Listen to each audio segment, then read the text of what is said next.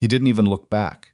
That's the part Vivian Rowe Kwan replays over and over in the weeks that follow, not the message she found on the shared tablet, not the lies he told her face to face, not even the cold, surgical precision with which he said she was imagining things. It's that final moment at the door. The way Jace Kwan, the man she'd loved for 6 years, the man whose child was growing inside her, simply buttoned his coat, picked up his keys, and walked out into the Manhattan night without a single backward glance. Like she was already gone, like she'd already been decided. If you've ever loved someone so completely that you forgot to keep a piece of yourself, if you've ever looked at the person lying next to you and realized you no longer recognize the person, looking back then you already understand something. Vivian is about to learn the hardest way possible. Sometimes the bravest thing a woman can do is pick up the very thing her husband is trying to bury and walk straight into the storm he created. Before we go further, if you're new here, hit that subscribe button right now and turn on your notifications, because the stories we tell on this channel are the kind that stay with you. Stories about real courage, real heartbreak, and real people who refuse to disappear. Drop a comment below and tell me what city or country you're watching from. I genuinely want to know how far this story travels. And if it moves you, hit that like button. It helps more than you know. Now let's go back to Christmas Eve in Manhattan, where a woman 31 weeks pregnant is sitting alone at a dinner table, watching a lie walk out the door. The candles had burned down to almost nothing. Vivian hadn't touched her plate. The food had gone cold an hour ago. Elaborate meal she'd spent the afternoon preparing, because that was the kind of woman she still was then. The kind who cooked Christmas Eve dinner from scratch, even when her back ached and her ankles were swollen, and her husband had been distant for 6 months in ways she'd trained herself not to examine too closely. The table was set perfectly. 2 place settings, crystal glasses, a centerpiece of pine branches, and white candles that Jace had given her no comment on when he came through the door earlier that evening. He'd kissed her forehead. The forehead, not the cheek, not the lips. The forehead, like she was a child being tucked in and gone directly to his study. She told herself it was work. It was always work. Jace Kwan was on paper the chief executive officer of Kwan Hospitality, a luxury hotel and property group with flagships in New York, Miami, and Seoul. He spoke at charity galas. He sat on the boards of 2 arts foundations. His photograph appeared in business publications, beside words like visionary and disciplined and private. He was exactly the kind of man people described as complicated when they meant dangerous, and as successful when they meant feared. Vivian had known what he was before she married him. That was the thing she could never quite escape. She'd known, or she'd known enough. She'd seen the way restaurant rooms went slightly quieter when Jace walked in. She'd noticed that certain conversations stopped and started again differently when she's left the room. She understood, in the loose, unexamined way, you understand things you'd rather not look at directly, that the hotels were only the visible surface of something much larger and much darker underneath. But Jace had loved her. She'd been certain of that. He'd courted her with a patience she'd never experienced from a man, slowly, deliberately, like he was building something meant to last. He remembered things she mentioned once in passing. He'd shown up to her office on a Thursday afternoon with coffee because she'd said weeks earlier that the coffee machine in her building had been broken for a month and nobody had fixed it. He'd flown her to Seoul to meet his elderly aunt before they were even officially together, which at the time she'd read as romantic and only much later understood was also a form of assessment. She'd passed, and she'd fallen, and for the first few years she hadn't regretted it, not even knowing what she knew. Because Jace kept those 2 worlds entirely separate, the man in the boardroom, the man in the underworld, and then the man who came home to her, the man who fell asleep with his hand on her waist, who laughed at terrible movies, who once spent 45 minutes on the phone with her mother talking about tomato plants because her mother had been lonely and Vivian hadn't asked him to, but he'd done it anyway. That man. She'd married that man. The man who walked in from his study that Christmas Eve with his coat already on was someone else entirely. "There's an emergency at the hotel," Jace said. He didn't sit down. He didn't look at the table she'd set. The Meridian is having a situation with one of the private event floors. I have to go handle it personally. Vivian looked up at him from her chair. She'd heard this particular tone before. It was the tone that meant don't ask questions. She'd spent years learning to read his tones, the way meteorologists read weather systems, not because he'd ever told her to stop asking questions, but because she'd noticed that when she did, something in the room changed, and not in a direction she liked. On Christmas Eve, she said, emergencies don't follow the calendar. She nodded slowly. He was already checking something on his phone. He hadn't glanced at the food once. How long? She asked. I don't know. Don't wait up. The thing that was already sitting in Vivian's chest, the thing she'd been quietly carrying for 6 months, like a stone she kept telling herself, wasn't that heavy shifted. Because 3 hours earlier, she'd been in the kitchen, and the shared tablet on the counter had lit up with a notification. She hadn't meant to read it. She genuinely hadn't. She'd reached across to move the tablet out of the way of the cutting board, and the screen had been facing up, and the message had been right there, front and center, from a contact saved as C. Arden Corporate. The fireplace is ready. I wish you could stay until morning. Vivian had stood very still for a long time. Then she'd finished chopping the vegetables. She'd seasoned the roast. She'd set the table. She'd lit the candles. She'd done all of it on autopilot while something inside her went very quiet, in the way that things go quiet right before they break completely. Celeste Arden was Jace's corporate strategist.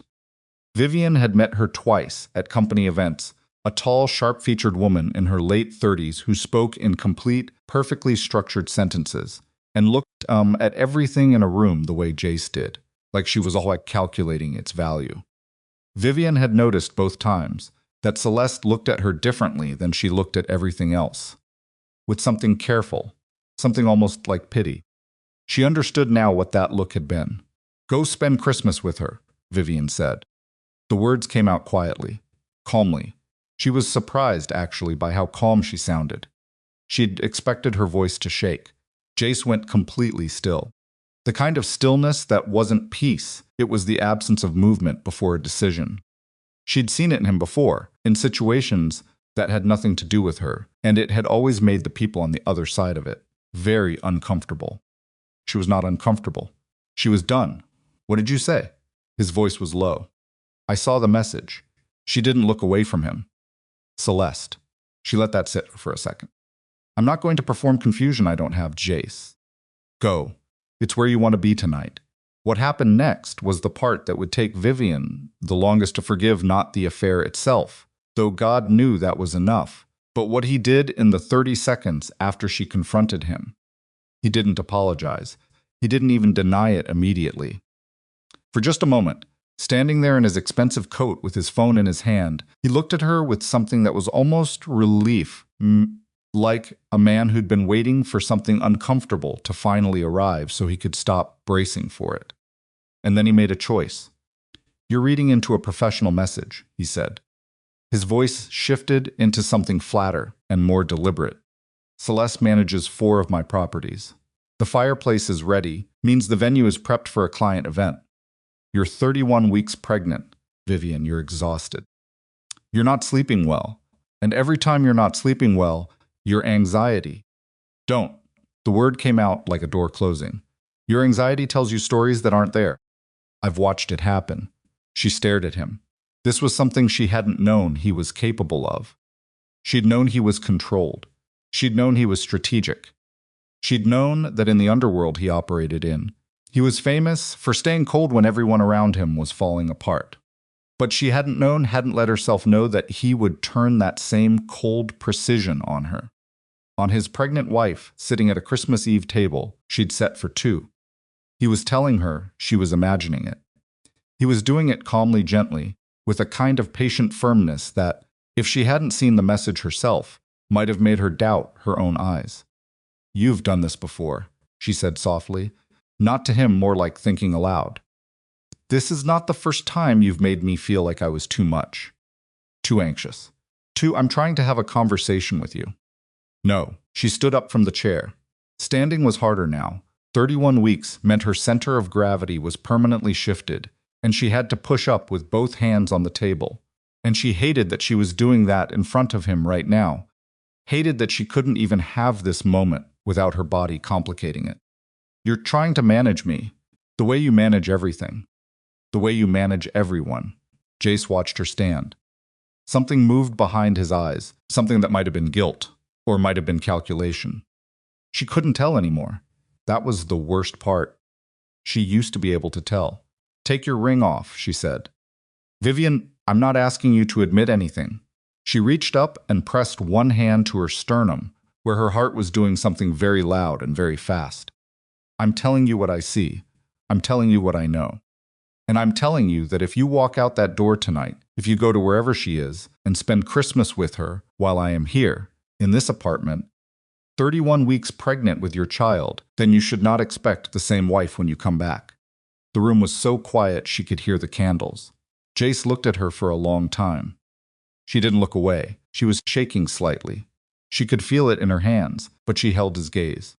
Then he said, I'll be back by morning, and he left. She stood at the table and listened to the elevator open and close. She listened to silence settle back into the apartment, the way dust settles after someone slams a door. The candles flickered slightly from a draft she couldn't identify. Her dinner sat untouched in front of her. For a long time she didn't move. Then she walked into the bedroom and opened the closet not her side, his side, and reached to the back of the upper shelf where she'd seen him reach once, months ago, when he thought she was in the bathroom. She'd never asked about it. She'd filed it away in that same part of herself where she stored all the questions she decided not to ask. The wooden box was exactly where she remembered. It was old. Lacquered dark wood, about the size of a shoebox, with a small brass latch that didn't lock. She'd assumed it was sentimental. Jace wasn't sentimental about most things, but his father had been dead for 4 years, and she'd seen him once hold his father's watch for a very long time, without saying anything. And she'd understood that grief sometimes lived in objects. She set the box on the bed and opened it. Inside, a fountain pen, a brass key, and an envelope sealed, with handwriting she didn't recognize on the outside. She almost put it back. It wasn't hers to read. Even now, even tonight, some part of her was still trying to be the wife he deserved, careful, respectful, appropriate. She opened the letter.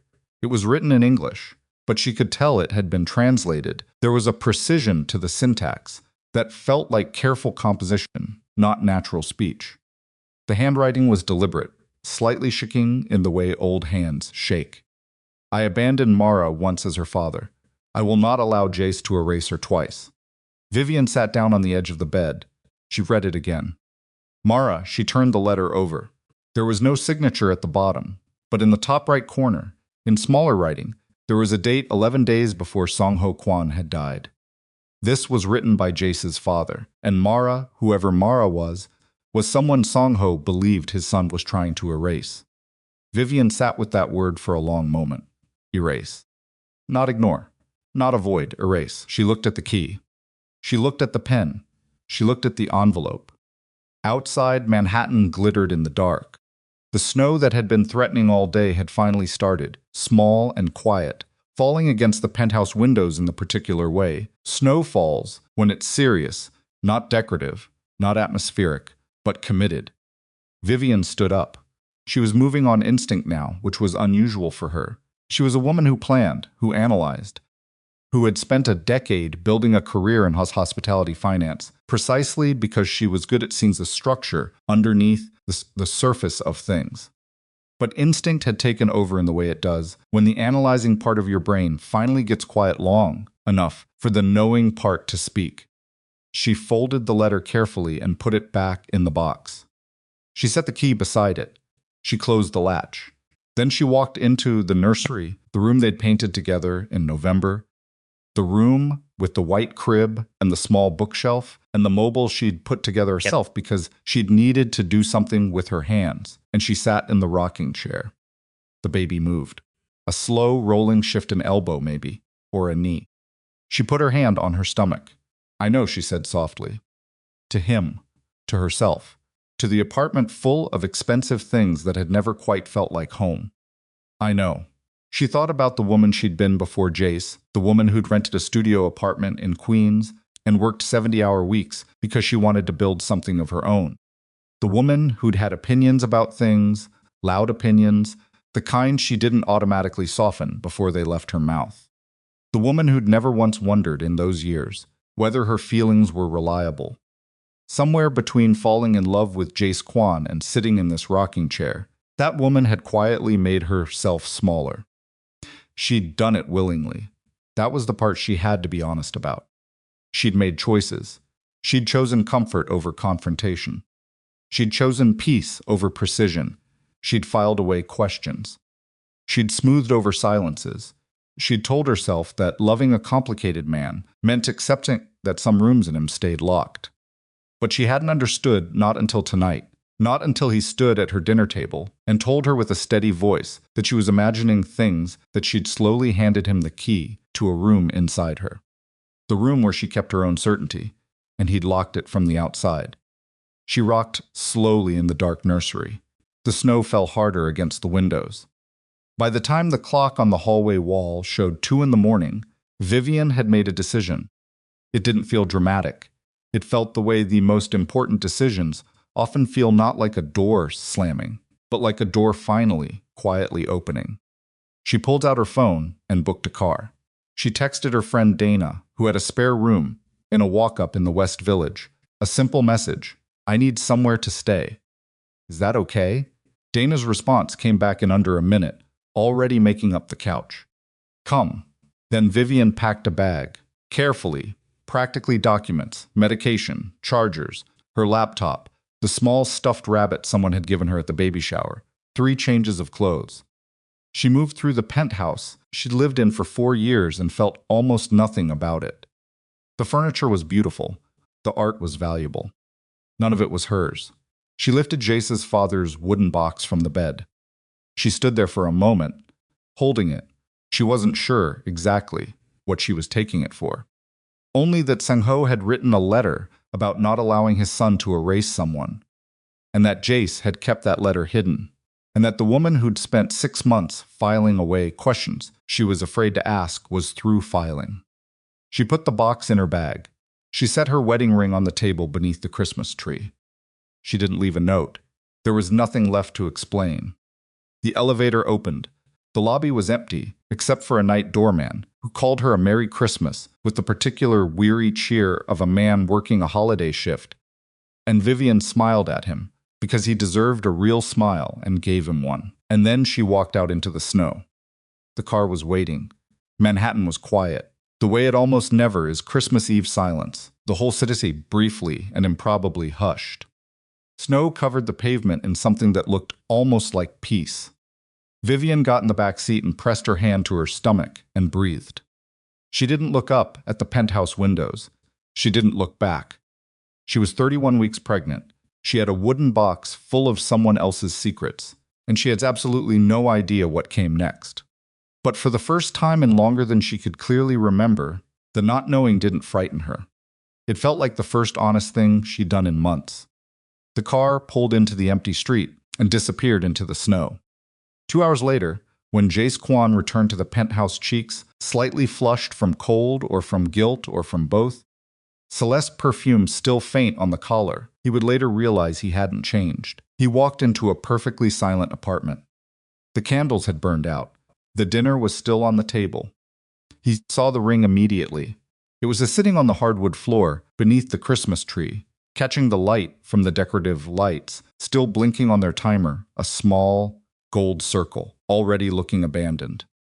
He picked it up, stood very still. Then he registered the absence of something else. Something specific. He moved quickly through the apartment bedroom, closet, upper shelf. His father's box was gone. Jace Kwan stood in that closet for a long moment. Then he pulled out his phone. He called Marcus, his head of private security, who picked up on the second ring despite the hour. "I need you to find my wife," Jace said. His voice was very quiet. "She left sometime in the last few hours. Check car services, credit cards, her phone's last known location. Start now." A brief pause on the other end. "Should I send?" "Nobody touches her." The words came out with a precision that Marcus, who had worked for Jace for 11 years, recognized immediately as the line between a directive and a warning. You find her. You watch from a distance. You report to me. That's it. He hung up. He stood in the middle of his perfect, silent penthouse, a man who controlled an empire of hundreds, who could have a rival's business destroyed with a phone call, who had walked out of his own marriage on Christmas Eve, and he was holding wife's wedding rings so tightly. The metal was leaving a mark in his palm. He didn't let go of it. And for the first time in longer than he could remember, Jace didn't know what his next move was supposed to be. The morning after Christmas arrived in Manhattan the way bad news usually does, quietly, without drama, giving you just enough peace to forget what was coming. Marcus Chen had been awake since 4 a.m. He was sitting in a black SUV parked half a block from a walk-up building in the West Village, a coffee going cold in the cup holder beside him, watching the front door of a building he'd identified through a credit card charge Vivian had made at a bodega 2 blocks over at 12:47 in the morning. She'd bought orange juice, prenatal vitamins, and a bottle of water. Marcus had seen the itemized receipt on his screen and felt something he wasn't supposed to feel in this line of work, which was a kind of reluctant respect. She'd thought to pay cash for the car service. She hadn't thought about the bodega stop. He called Jace at 6:15. She's in the West Village. Friend's apartment, looks like. She's safe. He paused. She bought prenatal vitamins. On the other end of the line, silence. Then, good. Keep 2 men on the building, rotating. She doesn't see them. And if she moves, you call me first. Before anything else, you call me. Marcus looked up at the building. A light was on in a 3rd-floor window. Copy that. The line went dead. Marcus picked up his coffee, found it undrinkable, and set it back down. He'd worked for Jace Quan for 11 years. He'd done things in those 11 years that he didn't think about before bed. But sitting outside a building in the snow, watching a pregnant woman's light because her husband, his boss, needed to know she was breathing, Marcus thought that this particular job was going to be one of the ones he carried. He just wasn't sure yet whose side of it he'd be carrying. Inside the 3rd-floor apartment, Vivian was not sleeping. She hadn't slept. Dana had made up the couch with 3 blankets and a pillow that smelled like lavender. And Vivian had lain there in the dark with her hand on her stomach and her eyes on the ceiling, listening to her oldest friend breathe steadily in the next room and thinking about a letter written by a dead man. I abandoned Mara once as her father. I will not allow Jace to erase her twice. She'd read it 4 more times in the small hours of the morning. Each time the word erase landed differently. Not dramatically, that was the thing. Sung-Ho Kwan hadn't written in the voice of a man making accusations. He'd written in the voice of a man making a correction. Like he was filing an amendment to a document everyone else thought was already finalized. Mara. Vivian knew Jace's family history, the way a wife knows things her husband tells her selectively. She knew that Seong-ho had built his empire from almost nothing, that he'd been feared and respected in equal measure, that he died of a cardiac event 4 years ago in his home in New Jersey. She knew Jace had a complicated relationship with his father's memory, the kind of complicated that showed up in silences and subject changes rather than anything direct. She'd never heard the name Mara. Not once. By 6 in the morning, she was sitting at Dana's kitchen table with the wooden box open in front of her and her laptop beside it. She'd been careful about what she searched, careful about what she typed, aware that Jace had people who could access things she probably couldn't imagine. She wasn't paranoid by nature, but she'd been married to the Kwan syndicate long enough to know that paranoia, in certain contexts, was just realism with better survival instincts. She searched public records. She searched property registries. She searched the kind of obscure corporate filings databases she knew how to navigate from 15 years working in hospitality finance, where the money was always moving through structures that looked clean from the outside and were considerably more complicated from the inside. It took her 3 hours. Mara Kwanhale, age 59, resident of Hartwell, Vermont, owner of a small independent bookstore operating under a limited liability company registered 8 years ago. Prior address, suburban New Jersey, not far from Seong-ho's property. No social media. No photographs she could find. A single mention in a local Vermont newspaper from 3 years ago, a brief piece about a bookstore that had started a reading series for seniors. The owner was described as a private person who'd moved to Vermont for the quiet. Vivian sat back in the chair, 59 years old. That put Mara's birth in the mid-60s. Seong-ho would have been in his early 20s. The timeline wasn't impossible. It wasn't even improbable. It was the kind of thing that happened, and happened often, and got buried under decades of money and silence. But Jace had known. That was the sentence she kept returning to. Not Jace found out, Jace had known. Because Seong-ho had written that letter 11 days before he died, and the letter was in Jace's possession, and Jace had never mentioned a half-sister to his wife of 5 years, not even in the abstract. Not even as a painful family thing he didn't want to talk about. He'd erased her. From the family history. From the conversation. Completely. Dana appeared in the kitchen doorway at 7:15, hair wearing a sweatshirt that said something about a 5K race she definitely hadn't run. She took one look at Vivian's face and the open box and the laptop and didn't say anything for a moment. Then she went to the coffee machine. "How long have you been awake?" Dana asked. "I didn't sleep." Okay. Dana didn't push. That was why Vivian had called her, and not anyone else. "Coffee, please." Dana brought 2 mugs to the table and sat down across from her. She looked at the wooden box. She looked at the brass key. "Is that his?" "His father's." Vivian curled both hands around the mug. "Dana, Jace has a half-sister, 59 years old. She's been living in Vermont. He's never mentioned her."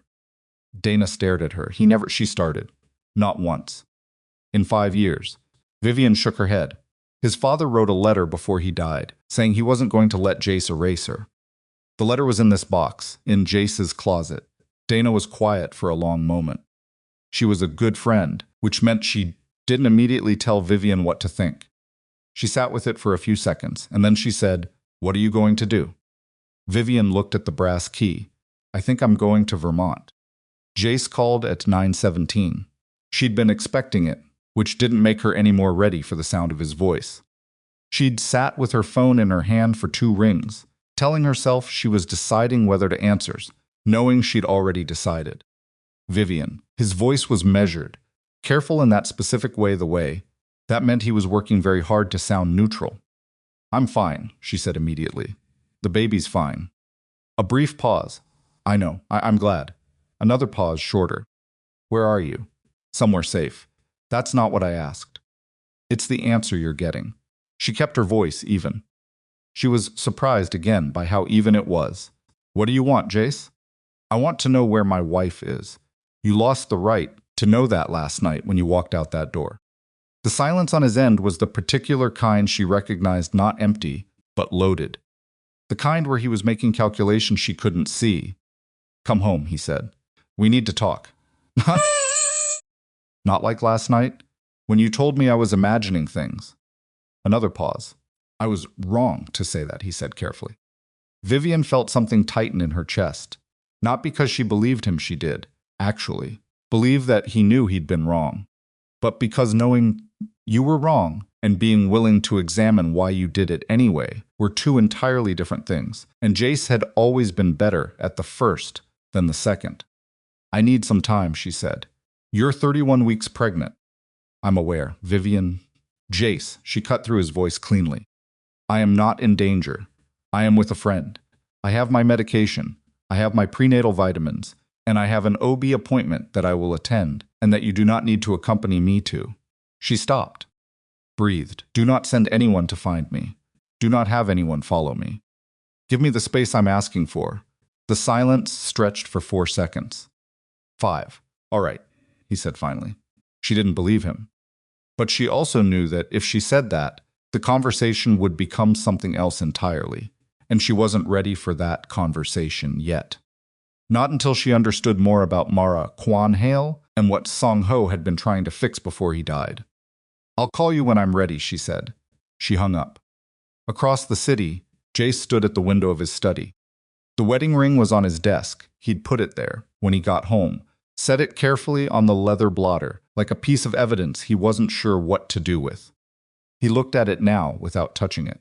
He called his consigliere next. Daniel Rhee had been with the Quan Syndicate for 22 years, which meant he was old enough to have worked directly under Song Ho and young enough to still be sharp. He was also one of approximately 4 people on Earth who could tell Jace Quan something he didn't want to hear without immediately regretting it. "She's in the West Village," Jace said when Daniel picked up. "She took my father's box, a beat." "Which box?" "The one from the closet." "Another beat longer, Jace." Daniel's voice dropped a register. "If she opens that, she already has." He turned away from the window. "She's smart. She'll figure out who Mara is within a few hours if she hasn't already. I need to know what's in the safe deposit box before she does." There are 2 keys. I have one." He paused. "She has the other." It was in my father's box. On Daniel's end, the sound of a chair pushing back. Movement. The quiet, concentrated kind that meant a man was thinking very fast. "Does anyone else know the box exists?" "Graham." "Sutter. He set it up for my father, 6 months before the funeral." "Graham Sutters has been retired for 3 years. Retired doesn't mean silent." Jace walked to the desk, picked up the wedding ring, set it down again. Couldn't stop handling it, apparently. "I need someone to speak with Graham." Quietly. "Remind him of the arrangement we made when he left." "And Vivian?" "Nobody goes near Vivian." The words came out with that same absolute quality from before, but underneath it, Daniel heard something he hadn't heard from Jace Quan in a very long time, which was something that sounded like panic wearing the clothes of control. "Not a hair. Not a car parked too close. Nothing. She has your father's letters, Jace." "She has the key." "I know what she has." He sat down, pressed one hand flat against the desk. "Handle Graham. I'll handle Vivian." What Jace did not know, could not have known, was that by the time Daniel Rhee was getting a car to drive to Graham Sutter's retirement home in Connecticut, Vivian was already calling a car service to take her to Penn Station. And by the time that car arrived in Vermont, she had already found Mara's bookstore. Hartwell was the kind of small Vermont town that looked like someone had designed it deliberately to look exactly like what a small Vermont town was supposed to look like: white clapboard buildings, Main Street that was actually one street, more snow per square foot than seemed meteorologically necessary. The bookstore was on the corner of the main block, a narrow storefront with a hand-lettered sign that said Hale's Books and a window display of winter fiction, stacked carefully around a pair of reading glasses that someone had left there so long they'd become part of the aesthetic. Vivian pushed open the door. The bell above it rang. The smell hit her: first old paper, wood polish, and something baking somewhere in the back.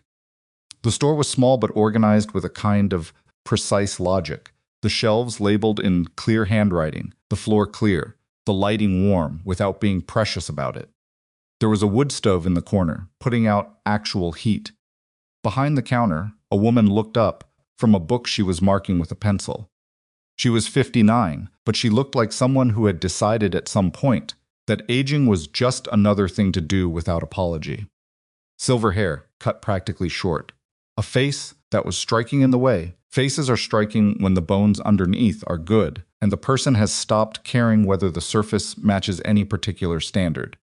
Dark eyes, and that was where Vivian stopped, because those eyes were the same particular shade of dark, slightly narrowed, extremely direct as the eyes of the man Vivian had married. Mara Quanhale looked at the young pregnant woman standing in the doorway of her bookstore on the day after Christmas and waited. "I'm Vivian," Vivian said. "Jace's wife." Something moved across Mara's face. Not shock, more like a door she'd kept shut for a long time, swinging open an inch without her permission. "I know who you are," Mara said. Her voice was even. A little rough, the way voices get when they've learned not to give too much away. "He sent you. He doesn't know I'm here." Mara studied her for a long moment. Her eyes dropped briefly to Vivian's stomach, back up to her face. Whatever calculation she was running, it finished.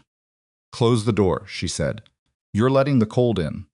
They sat at a small table in the back of the store, the kind of table that existed for exactly this kind of conversation. Slightly away from the main floor, partially hidden by a shelf of oversized art books. Mara made tea without asking if Vivian wanted any, which Vivian appreciated, because she did want tea and hadn't wanted to ask for it. Vivian put the wooden box on the table between them. Mara looked at it for a long time without touching it. "Where did you find that?" Her voice had changed. The roughness was still there, but something underneath it had shifted. "His closet. I found the letter your father wrote." Mara's jaw tightened slightly. "He is not my." She stopped. Tried again. "Seong-ho is my father biologically. He was not my father in any of the ways that actually count." She set her tea down. "But he was trying to fix it. At the end, he was genuinely trying." "I know," Vivian said. "That's what the letter says." Mara looked at her directly. "You have a brass key." Vivian reached into the box and set it on the table. Mara stood up without a word, went to the back of the store, and returned with a brass key identical to the one on the table. She set it beside Vivian's. They were a matched pair, clearly, made to work together. "He told me there was a safe deposit box," Mara said. "He gave me my key 2 weeks before he died. He said Jace had the other one. That when the time came, both keys would be needed to open it." She looked at Vivian. "Jace never contacted me. Jace never told me you existed." Mara said nothing, but something in her expression, a specific kind of exhausted unsurprise, said more than words would have. "He came here," Vivian said carefully. "After the funeral, didn't he?" It wasn't entirely a question. Mara heard the shape of it. 3 weeks after. She wrapped both hands around her mug. "He came with a lawyer and 2 men who stayed outside in a car. He was very polite. He told me that the estate was straightforward, that Song-ho had not made any provisions recognizing me publicly, and that any claim I made would be complicated and painful and ultimately unsuccessful." She paused. "Then he offered me $500,000 to sign a document, stay quiet, and not contact anyone in the family." Vivian sat very still. "I told him to leave," Mara said. "I didn't want the money. I never wanted the money." Her voice went flat in a way that wasn't emotionless, it was the opposite. It was the voice of someone who had gotten very good at compressing enormous emotion into very small containers. "I wanted to be acknowledged. That's all I ever wanted. I wanted my father to look at me in public and say she's mine. I am hers. That was it. And Jace said no. Jace said nothing. He left." Mara looked down at her tea. "The lawyer called the following week and said the offer was withdrawn. I heard nothing else." She looked up. "Until you walked in my door." Vivian took a breath. "Where is the safe deposit box?" "A bank in Burlington. 20 minutes from here." "We need to go," Vivian said. "Now, before anyone else does." Mara looked at her steadily. "He'll know you came here. He already has people watching me. He thinks they're being discreet." Vivian stood up, one hand on the table for balance, and picked up both keys. What he doesn't know is that being watched doesn't mean being stopped. For the first time since Vivian had walked in, something very faint crossed Mara's face that might have been the beginning of something like trust. They drove to Burlington in Mara's truck, which smelled like books and pine and old coffee. Mara drove the way she did everything efficiently, without commentary, watching the road with both hands on the wheel. Vivian sat in the passenger seat, with the wooden box on her lap, and both keys inside it, and her phone face down on the seat beside her, because she didn't want to see Jace's name when it appeared again. It appeared at 11:43, while they were still on the highway. She flipped the phone over, looked at the screen, put it back down. Mara glanced at her briefly, and then back at the road. "He's going to come," Mara said. "I know. Not because of you. Because of the box." Vivian nodded slowly. She'd understood that this morning, sitting at Dana's kitchen table. She'd turned it over and looked at it from every angle and arrived at the same place every time. The phone call come home had felt like a husband reaching for his wife. But the second part, bring my father's box, had been something else entirely. That part had been a mafia boss reaching for a problem. "He loves you," Mara said. It wasn't a consolation. It was a piece of data, delivered without emotion. In whatever way he's capable of, which I'll admit I don't know much about, given that I've met him exactly once. But I watched his face when he talked about you. He loves you. A pause. He loves the Empire more. Vivian looked out the window at the passing snow. Yeah, she said quietly. I know. The bank in Burlington was a small regional branch, the kind with dark wood paneling, and a teller who actually greeted you by name if you'd been there long enough. The safe deposit vault was in the back, past a frosted glass door that required a signature and a bank staff escort. Mara had been there before. The account was in her name, set up by Song Ho. The bank manager, a careful woman in her 50s, who looked like she kept other people's secrets professionally, Kate confirmed both keys, checked the signatures, and led them to a private room. The box itself was standard stainless long, about 2 feet, the kind used for documents and valuables. It took both keys simultaneously to unlock it. Mara fit hers in the left side lock. Vivian fit the other in the right. They looked at each other. Mara turned hers, Vivian turned hers, the box opened. Inside, a thick manila envelope. 3 smaller envelopes bound with a rubber band. A USB drive. 2 photographs held together with a paper clip. Mara picked up the photographs first. Vivian watched her look at them. Watched the controlled expression on Mara's face do something complicated and involuntary, the muscles around her jaw tightening, the eyes going very bright and then very still. She set them down face up on the table. The first photograph was a young woman, maybe 25, holding an infant. Behind her, a small house modest, nothing remarkable. The woman's face was unguarded, looking down at the baby with the specific expression that didn't need identification. The infant was wearing a yellow knitted hat. The second photograph was the same woman, older now maybe 40, standing beside a man in his 60s. The man was Song-ho Kwon. Vivian recognized him from photographs she'd seen in Jace's study. In this picture, Song-ho looked like a man doing something that cost him something. His arm was around the woman's shoulder. He was looking at the camera. His expression was not warm, exactly, but present. Deliberate, like he was leaving proof. He visited me, Mara said quietly. Once. I was 41.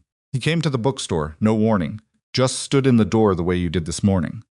We talked for 3 hours. She touched the edge of the photograph without lifting it. I asked him why it had taken so long. He said he hadn't known how to protect me from what he was. A pause. I told him I hadn't needed protecting. I'd needed a father.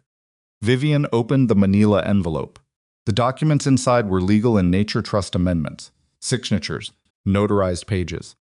Her finance background gave her enough fluency to read them quickly, and what she read stopped her cold. Song-ho had amended his trust, not symbolically actually, legally, with witnesses and a notary and the full formality of a document intended to hold up in court. The amendment named Mara Kwon-hale as his daughter. It allocated a specific portion of his personal estate, not the syndicate's holdings, his personal estate to Mara, and it included a letter of intent stipulating that this recognition was to be made public within 6 months of his death. The amendment was dated 10 days before Song-ho died. Vivian set the document down. Her hands were steadier than they had any right to be. This is real, she said. This is legally executed. This is... She stopped, looked at Mara. This should have been filed with the estate attorneys immediately after his death. It wasn't. Mara's voice was entirely flat now. Was it? No. Vivian looked at the document again, at the notary stamp, at the witnesses' signatures, at the date. This was supposed to be submitted. Someone made sure it wasn't. They sat in the private room of the Burlington Bank, while snow fell outside the window and the space between them filled with the specific weight of a truth that had been buried for 4 years, and was now, finally, sitting in the light. Vivian opened the smaller envelopes. The first contained email printouts correspondence between Song-ho and a state attorney named Calvin Mercer. In one email, 3 weeks before Song-ho died, he referenced the amendment and explicitly asked Mercer to ensure it was filed with the primary trust documents immediately upon his death. The second contained a handwritten note from Song-ho, a different note from the one in the wooden box. This one was shorter. If this box is open, then either Jace did what was right, or someone else had the courage he didn't. Either way, Mara, you were always mine. I was just too afraid of what I'd built to say so out loud. Mara read it twice, set it down. pressed both hands flat on the table, and stared at the middle distance for a long moment. She did not cry, but she breathed in a particular way that was close to it. The third envelope contained a single sheet of paper, a printed email exchange between two people. One was identified only by an email address that Vivian recognized from Quan Hospitality's corporate domain. The other was an external law firm. The email from the Quan Hospitality address, sent 4 days after Seong-ho's death, said, "Do not circulate the Hale Amendment until I decide how this family handles it." The email was signed with initials, JK. Vivian read it 3 times to make sure she wasn't misreading it. Then she looked up at Mara, who had apparently read it over her shoulder, because Mara's face had gone to a place well past controlled. "He knew," Mara said. Her voice had dropped to something barely above quiet. "He knew about the amendment from the very beginning." He suppressed it. The words came out of Vivian like something physical. "He went to the estate attorneys and told them not to file it, and then he came here and offered you $500,000 to go away. And when you said no, he just waited," Mara said. "He waited for it to time out, for me to give up." She paused. "For my father to become just a memory that couldn't speak for itself anymore." Vivian's phone rang. She looked at the screen. Marcus Chen. She looked at Mara. "His people found us," she said. "I know." Mara was already standing, already moving, with the focused calm of a woman who had been ready for this particular moment for a long time. Vivian looked at the document spread across the table. She thought about Jace standing at the door of the penthouse in his black wool coat. She thought about his voice on the phone, "Come home." She thought about the second half of that sentence. "Bring my father's box." She gathered the documents carefully. She put everything back in the manila envelope. She took the USB drive. She took the photographs. She left the empty box. "I want to make copies of everything," she said. "Right now. Before we leave this building." She looked at Mara. "And then I want to call a retired controller named Graham Sutter and ask him what Song-ho was investigating before he died." Mara looked at her steadily. "You know about Graham?" "I know the name from the financial records I pulled last night." Vivian held the envelope against her chest. "He set up this safe deposit account for your father." "Which means Seong-ho trusted him. Which means Seong-ho may have told him things he didn't put in writing," Mara finished. "Yes." Mara was quiet for a moment. "Then Graham lives in Connecticut. He came to the bookstore once, 2 years ago. He didn't say much. But he gave me his number and told me to call him if," she paused, "if something changed." "Something changed," Vivian said. Outside, through the bank's front windows, they could see a black SUV parked across the street. The engine was running. No one got out. Jace's men. Watching. Not moving. Vivian looked at the car for a long moment. Then she looked down at the envelope in her hands. She understood now fully, with the kind of clarity that comes only after you've spent too long refusing to look at something, that the man she'd married was not primarily the man who'd fallen asleep with his hand on her waist. That man existed. She was not willing to pretend he didn't, because pretending he didn't would mean her entire marriage had been a delusion, and she wasn't willing to carry that. He was real. The love was real. But the Mafia Boss was also real.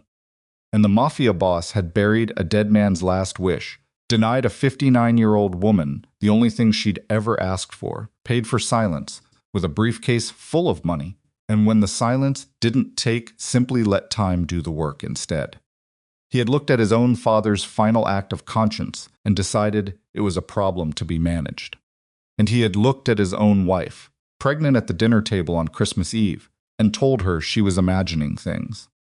The pattern was the same, every time. The only variable was the amount of power he had over the person he was managing. Vivian looked at the black SUV one more time. Then she turned to Mara. "We need to move," she said. And she walked toward the exit, carrying 4 years of buried truth in a manila envelope, pressed against her chest, 31 weeks pregnant, on the day after Christmas, in a city that wasn't hers, with a woman who was a stranger 2 hours ago, and now felt like the only person on earth who understood exactly what was at stake. The black SUV didn't follow them.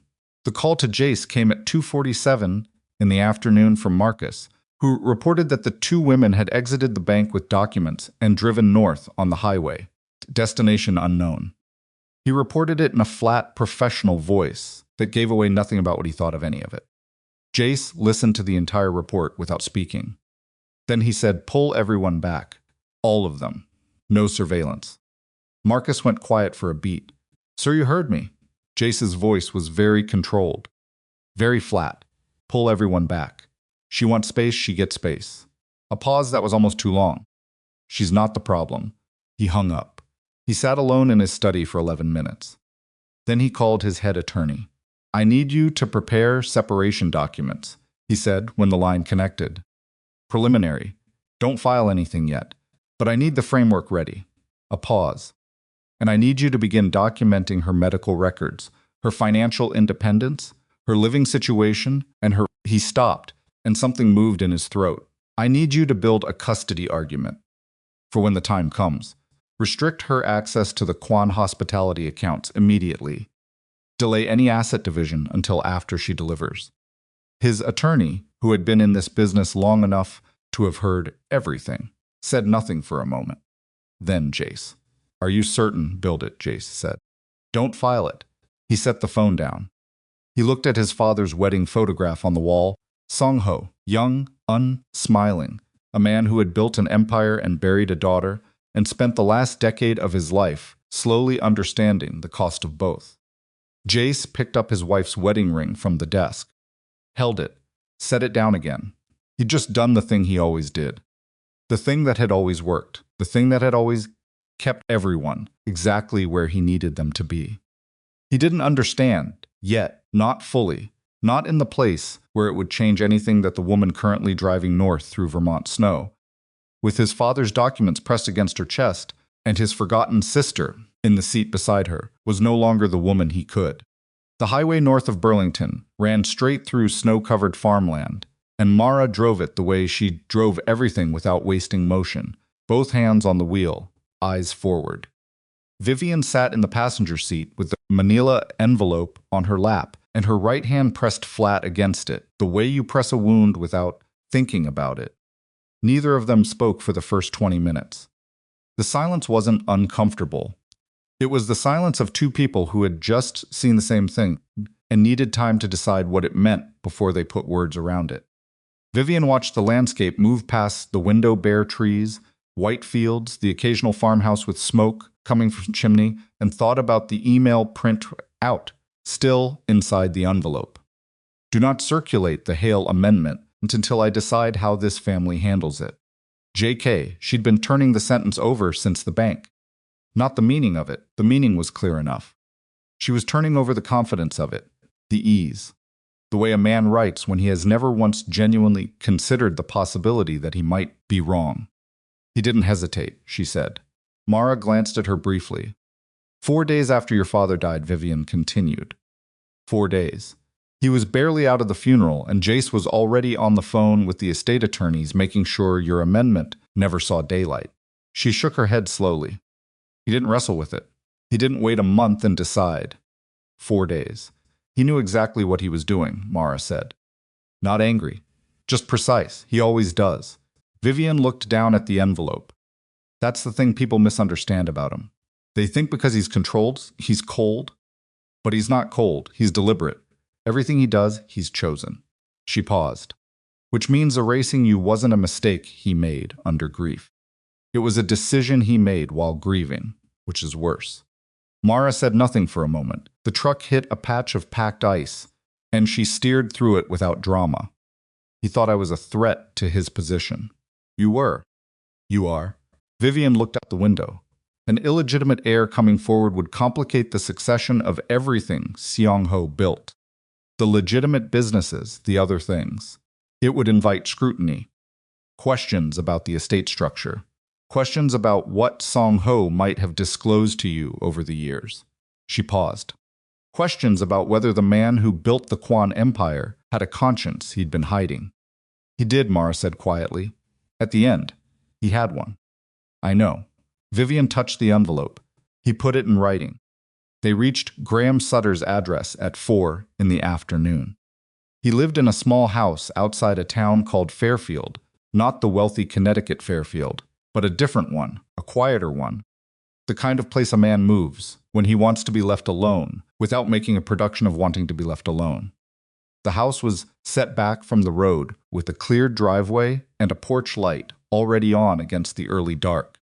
Mara had called ahead from the truck, using a number she'd kept on a piece of paper in her wallet for 2 years, not in her phone, on paper, because she was that kind of careful.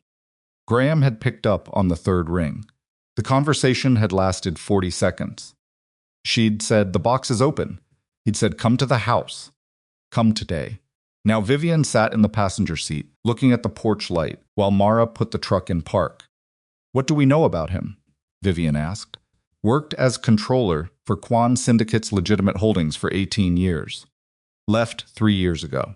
Seong-ho trusted him completely, which in that world means a lot, because Seong-ho didn't trust easily. Mara pulled the key from the ignition. He came to my bookstore 2 years ago and didn't tell me why he was there. He sat in the reading corner for an hour, bought 3 books, and left his number." She looked at Vivian. "I think he's been waiting." "For what?" "Someone to finally open the box." Graham Sutter was 71 years old, and looked it in the way that some 71-year-old men look exactly their age, not battered, not fragile, just fully inhabited. He was tall, slightly stooped now, with gray hair cropped short, and the hands of a man who had spent 40 years working with numbers, and had somehow, in retirement, taken up woodworking.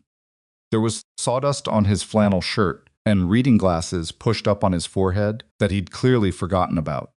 He shook Mara's hand first, then Vivian's.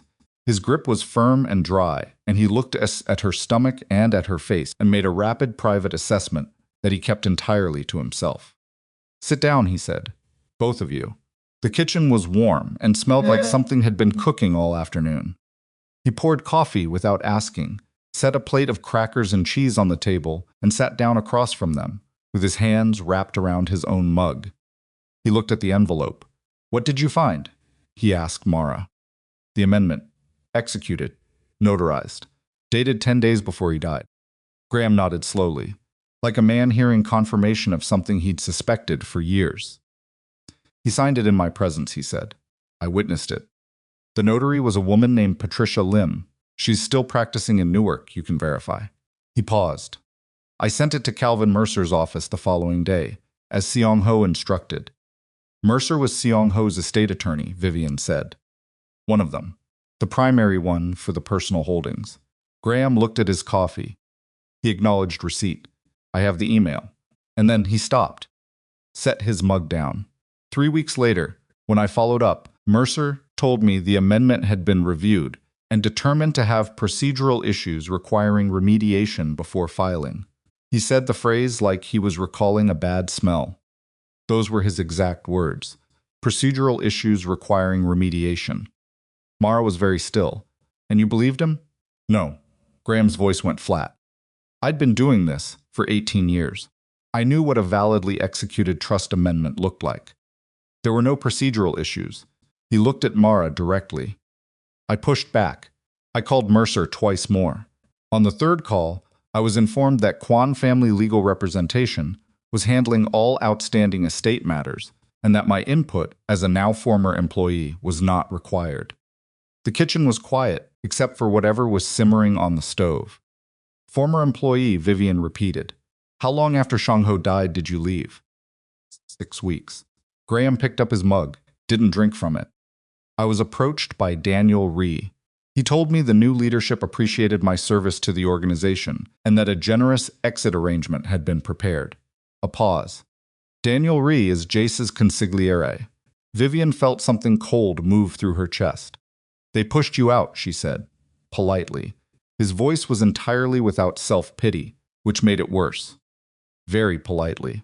With a great deal of money and a very clear understanding, communicated without anything being stated directly, that the new Quan organization had a different approach to record keeping."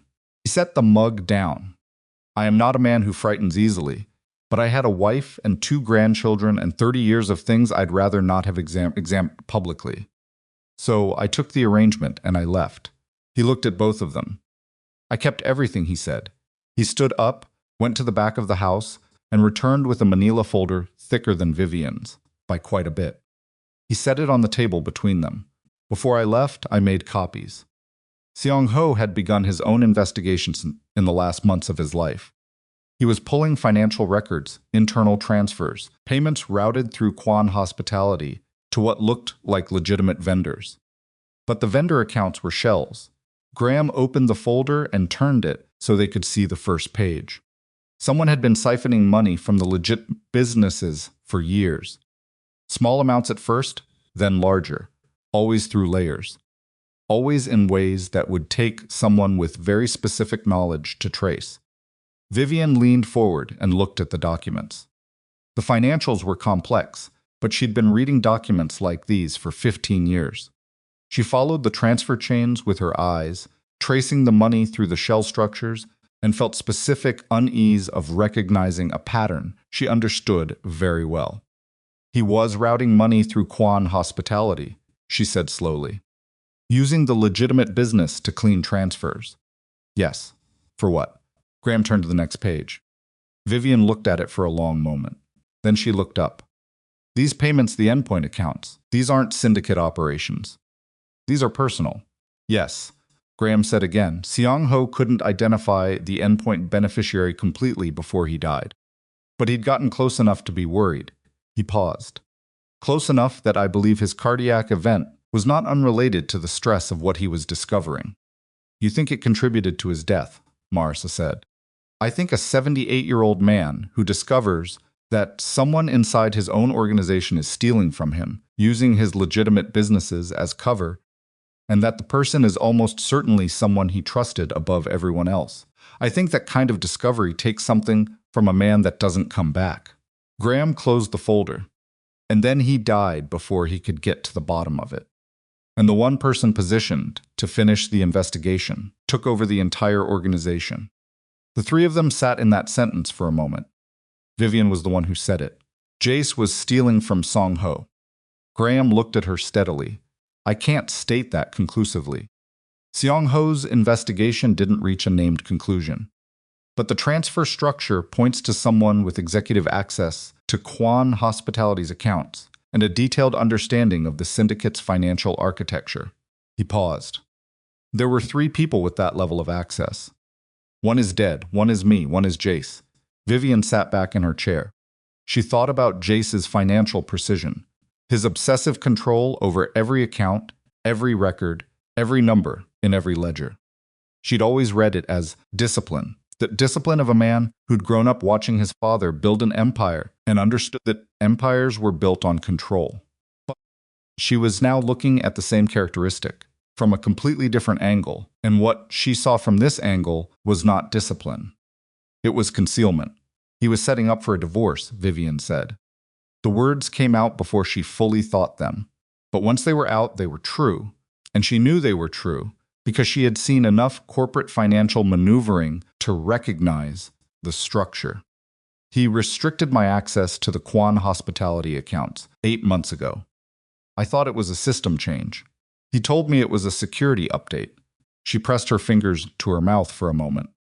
He was clearing the trail, making sure that if I ever had access to the accounts as part of a divorce proceeding, there was nothing findable. Mara was watching her. Vivian, she said quietly. He's been planning this for months. Her voice was steady. She was making herself keep it steady. The affair wasn't. It wasn't about Celeste. Or it was. But it wasn't only that. He needed me gone. He needed to control the exit. If I'd left on my own terms, I could have requested access to financial records as part of the divorce. I could have had forensic accountants go through the books.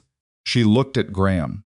But if he managed the exit, if he positioned me as unstable, as a woman who disappeared while pregnant and had to be found, as someone whose judgment was compromised, then any claims you made would be easier to dismiss, Graham said. And any investigation into the financial records would look like a bitter ex-wife grasping for leverage. Vivian heard her own voice from a slight distance. The way you hear yourself when you're saying something true that you hadn't known was true until you started saying it. He wasn't just erasing Mara. He was erasing everyone who could connect the pieces. The stove behind Graham clicked off. The simmering stopped. The kitchen was very quiet. Mara picked up Graham's folder and looked at the first document. She looked at it for a long time. Then she set it down very carefully, the way you set things down when you're controlling the impulse to do something else with them. He used the settlement money he offered me, Mara said. Her voice had gone very quiet. The 500,000. He was going to route it through Quan Hospitality. Vivian looked at her sharply. I saw the paperwork, Mara continued. The attorney who came with him, he had documents. I didn't read them carefully because I wasn't going to sign anything. But I saw the account header. It was Quan Hospitality. She looked at Vivian. He was going to pay me to disappear using money he'd moved through the legitimate business, which means he would have had a paper record of a $500,000 transaction with justification routed through a company that has independent auditors, Vivian said flatly. That files public financial statements. She stood up from the chair. Slowly, because standing quickly wasn't something her body allowed anymore. She walked to the kitchen window and stood with her back to both of them for a moment, looking at the dark outside. He would have recorded it as a legitimate business expense. Some kind of settlement or consulting fee, which would give him a deduction and a clean record, and Mara would have been paid, on paper, by a company with no visible connection to the syndicate, Graham finished, making the entire transaction look above board if anyone ever looked. But she didn't sign, Vivian said. She didn't sign, Graham confirmed. So the money never moved, which means the transaction exists in a half-finished state somewhere in the Quan Hospitality records. An allocated payment with no corresponding executed agreement. He paused. I have records of that allocation from before I left. Vivian turned from the window. She looked at Mara. She looked at Graham. We need to call an attorney, she said. Not a Quan attorney, our own. Someone with no connection to the organization. She crossed back to the table and picked up the envelope. We need to consolidate everything, your documents. Graham's documents, the amendment. And we need someone qualified to look at it tonight. Tonight, Mara repeated. Not a question. An acknowledgement of urgency. Jace already knows I went somewhere with the box. He may already know I came here. She looked at Mara. How many people know you and Graham are connected? Mara considered Songho, me, Graham. She paused. Now you. Then we have tonight. Vivian picked up her phone. Maybe. She had 3 missed calls from Jace and 1 from a number she didn't recognize. She ignored all of them and opened her contacts. Scrolling to a name she hadn't used, in 4 years, a woman named Patricia Holt, who'd been her mentor in the early years of her career and had subsequently become one of the more respected financial fraud attorneys in the Northeast. They hadn't spoken since before Vivian married Jace. There had been no falling out, only the gradual quiet that sometimes falls between people when one of them marries into a world that makes certain relationships complicated. She called the number. Patricia picked up on the 4th ring. Vivian. A brief pause. I wasn't expecting to hear from you. I know. I'm sorry it's been so long. She kept her voice level. Controlled. Exactly as controlled as she needed to be right now. I need your help. Tonight. It involves financial fraud, estate suppression, and a document trail I need someone qualified to examine before it disappears. A longer pause. Are you somewhere safe? Patricia asked. For now. Send me a location. I'll come to you. They spent the next 6 hours at Graham's kitchen table. Patricia Holt drove up from Hartford in a gray sedan, arrived at 7:40, took off her coat, accepted a cup of coffee, and sat down with the documents with the focused, unhurried attention of a woman who had built her entire career on looking at things other people wanted her not to look at. She read slowly. She asked occasional questions, precise ones, aimed at the architecture of what she was looking at rather than its emotional content. She treated the executed trust amendment, the email chain, the financial transfer records, and Graham's internal copies with the same careful handling she would have given to documents in a courtroom, which was exactly the right instinct. Because documents became evidence not in the moment they were found, but in the moment they were handled correctly. Mara answered the questions about the state. Graham answered the questions about the financial records. Vivian answered the questions about what Jace had said and done since Christmas Eve, the denial, the gaslighting, the offer to come home, and the specific phrase, "bring my father's box," which Patricia wrote down and underlined twice. At 10:15, Patricia set her pen down and looked at all three of them. "The trust amendment is valid," she said, "assuming the notarization holds, and I see no reason it wouldn't. Given Graham's testimony and the notary's current active status, this was a properly executed legal document that should have been filed with the estate attorneys within a reasonable period following Seong-ho's death." She looked at Mara. "You have a legitimate claim to the personal estate allocations Seong-ho intended for you. The fact that the amendment was not filed is a material problem, and the email," she tapped the J.K. printout, "creates a significant evidentiary issue for whoever made the decision to suppress it." "Can you prove Jace sent that email?" Vivian asked. "Not tonight, but the corporate email domain can be subpoenaed, and internal communications from Perseverance would be subject to discovery in an estate proceeding." She looked at Graham. "Your contemporaneous records the amendment, the emails with Mercer, the financial transfer documentation. These are valuable because you maintain them consistently, outside the organization's control, for 3 years. That longevity helps establish that these aren't manufactured." "What about the financial records?" Vivian said. "The transfers through Kwan Hospitality." Patricia looked at those documents for a moment. "Those are more complex," she said carefully. "The transfer pattern suggests intentional obfuscation, but tracing endpoint beneficiaries through shell structures requires forensic accounting at a level that goes beyond what I do. What I can tell you is that these records, if authentic, and I have no reason to doubt, they represent exactly the kind of paper trail that regulatory agencies take seriously." She paused. "If these were presented to the right people," Mara said flatly, "would need to be people who don't already have a relationship with the Kwan organization." "Yes." Patricia looked at Vivian. "Which brings me to the more immediate question." She folded her hands on the table. "Vivian, Jace has prepared separation documents." Vivian went still. "How do you know that?" "Because 3 hours ago, while I was driving up here, I received a call from a colleague who was approached this afternoon by Kwan Family Legal Representation, looking for a consultant on a sensitive family matter. She said the phrase with the same flat precision Graham had used on Mercer's procedural language. My colleague declined and called me because she knows I know you." A pause. "Jace moved quickly. He's building a custody case. He's already started characterizing your Christmas departure as evidence of emotional instability." Vivian felt the room do something she couldn't quite name. A tightening, a narrowing of whatever space she'd been operating in. He'd said no threats, no men near her. He'd pulled Marcus back. He'd let her go to Vermont, let her find the bank, let her think she was moving freely. And while she was moving, he'd been filing. "He let me go," she said. "It appears so. He let me disappear into Vermont with his father's box because every day I spend not at home, not under medical supervision he controls, not in the apartment he controls, is another line in the argument that I'm unstable." She heard her own voice, doing something she didn't like, getting thinner at the edges. "He's building a file, right now, while I'm sitting here."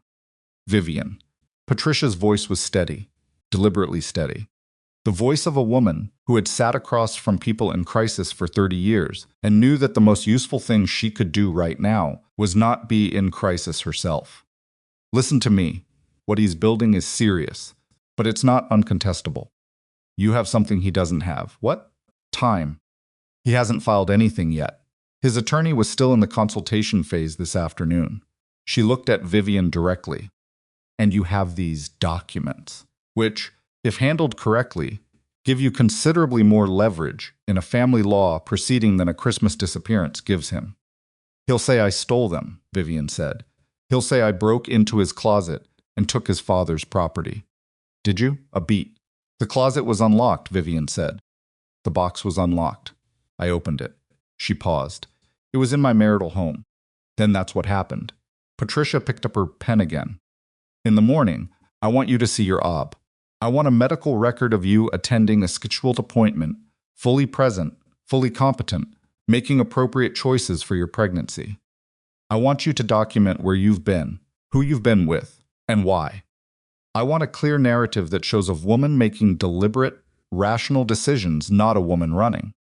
I wasn't running, Vivian said. I know that. You know that. Patricia's voice didn't change. Make sure the paper trail knows it too. After Patricia left, Vivian sat at Graham's kitchen table for a long time. Mara had made more tea that neither of them touched. Graham had gone to bed at 11, with a particular consideration of an older man who understood when a conversation had moved beyond him. The kitchen was warm. Outside, the snow had stopped, and the night had gone clear and very cold, the kind of cold that made the dark look brittle. Mara was watching Vivian from across the table. You didn't know about the financial records, she said. It wasn't an accusation. It was just a statement. No. Vivian wrapped both hands around her cold mug. I knew the organization existed. I knew it wasn't just hotels. I told myself I could live with that because I could stay at the edge of it. Stay in the legitimate part. She paused. I was good at not asking questions. He counted on that. Yes, she looked up. He did. Mara was quiet for a moment. What are you going to do? Vivian looked down at her stomach. The baby had been very quiet today, unusual, slightly worrying, the kind of quiet that made her hyper-aware of every small movement. She pressed her hand gently against her side and felt, after a moment, a small answering shift. Just enough. I'm going to do what Patricia said, she said. I'm going to go to my OB appointment. I'm going to document every decision. I'm going to build a record that is so clean and so consistent that there is no argument he can make about stability that has any traction. She paused. And then I'm going to make sure the people who need to see those documents see them. Which people? The estate attorneys who were instructed to suppress the amendment will need to respond to a formal challenge. The independent auditors at Quan Hospitality will need to respond to questions about the transfer records. She looked at Mara. And Jace will need to sit across from a family court judge and explain, under oath, why he intercepted his father's final legal wishes. Mara looked at her for a long moment. You know what this will do to him, she said. Yes. To the organization. Yes. You're not doing it to destroy him. No. Vivian shook her head slowly. I'm not. If I wanted to destroy him, I'd have gone to a journalist instead of an attorney. She looked at Mara. I'm doing it because your father signed a document that said you were his daughter. And I am carrying your nephew. And someone in this family needs to start telling the truth before another jurisdiction gets built on top of the same lies.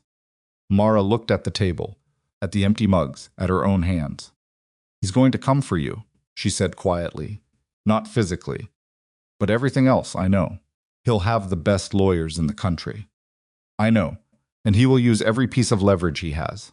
She looked up, including that child. Vivian met her eyes. Let him try, she said. It was the quietest she'd said anything all day, and because of that, it was the most serious thing she'd said. Her phone rang. The screen said Jace. She looked at it for 3 full rings. Then she picked it up and answered, Vivian. His voice was different than it had been in the morning. The careful neutrality was gone. What was underneath it was harder to read, not cold, exactly, but compressed, like something that had been turned down to a very low flame. I need you to come home tonight. No. A pause. I'm not asking you as your husband. I know. She kept her voice very even. I know exactly what you're asking as. Another pause. Longer. She heard him breathing. You've been talking to someone, he said. I've been talking to a lot of people. Vivian. Something moved in his voice. Something that was not entirely strategy. I know you're angry. I know what I said to you was wrong. I know the way I left was wrong. But what you're doing right now, what am I doing right now, Jace? She kept her voice level, entirely level. Tell me what I'm doing. Silence. Because, from where I'm sitting, she continued, I am a pregnant woman visiting her husband's estranged half-sister, trying to understand why a document signed by her father-in-law never made it to the estate attorneys. That's all I'm doing. She paused. Is there something wrong with that? The silence that came back was different from his other silences. It was the silence of a man recalculating, rapidly, and not liking any of the numbers he was landing on. "We need to talk," he said finally, "in person. Not on the phone." "I agree," she said. "Have your attorney call mine." A pause.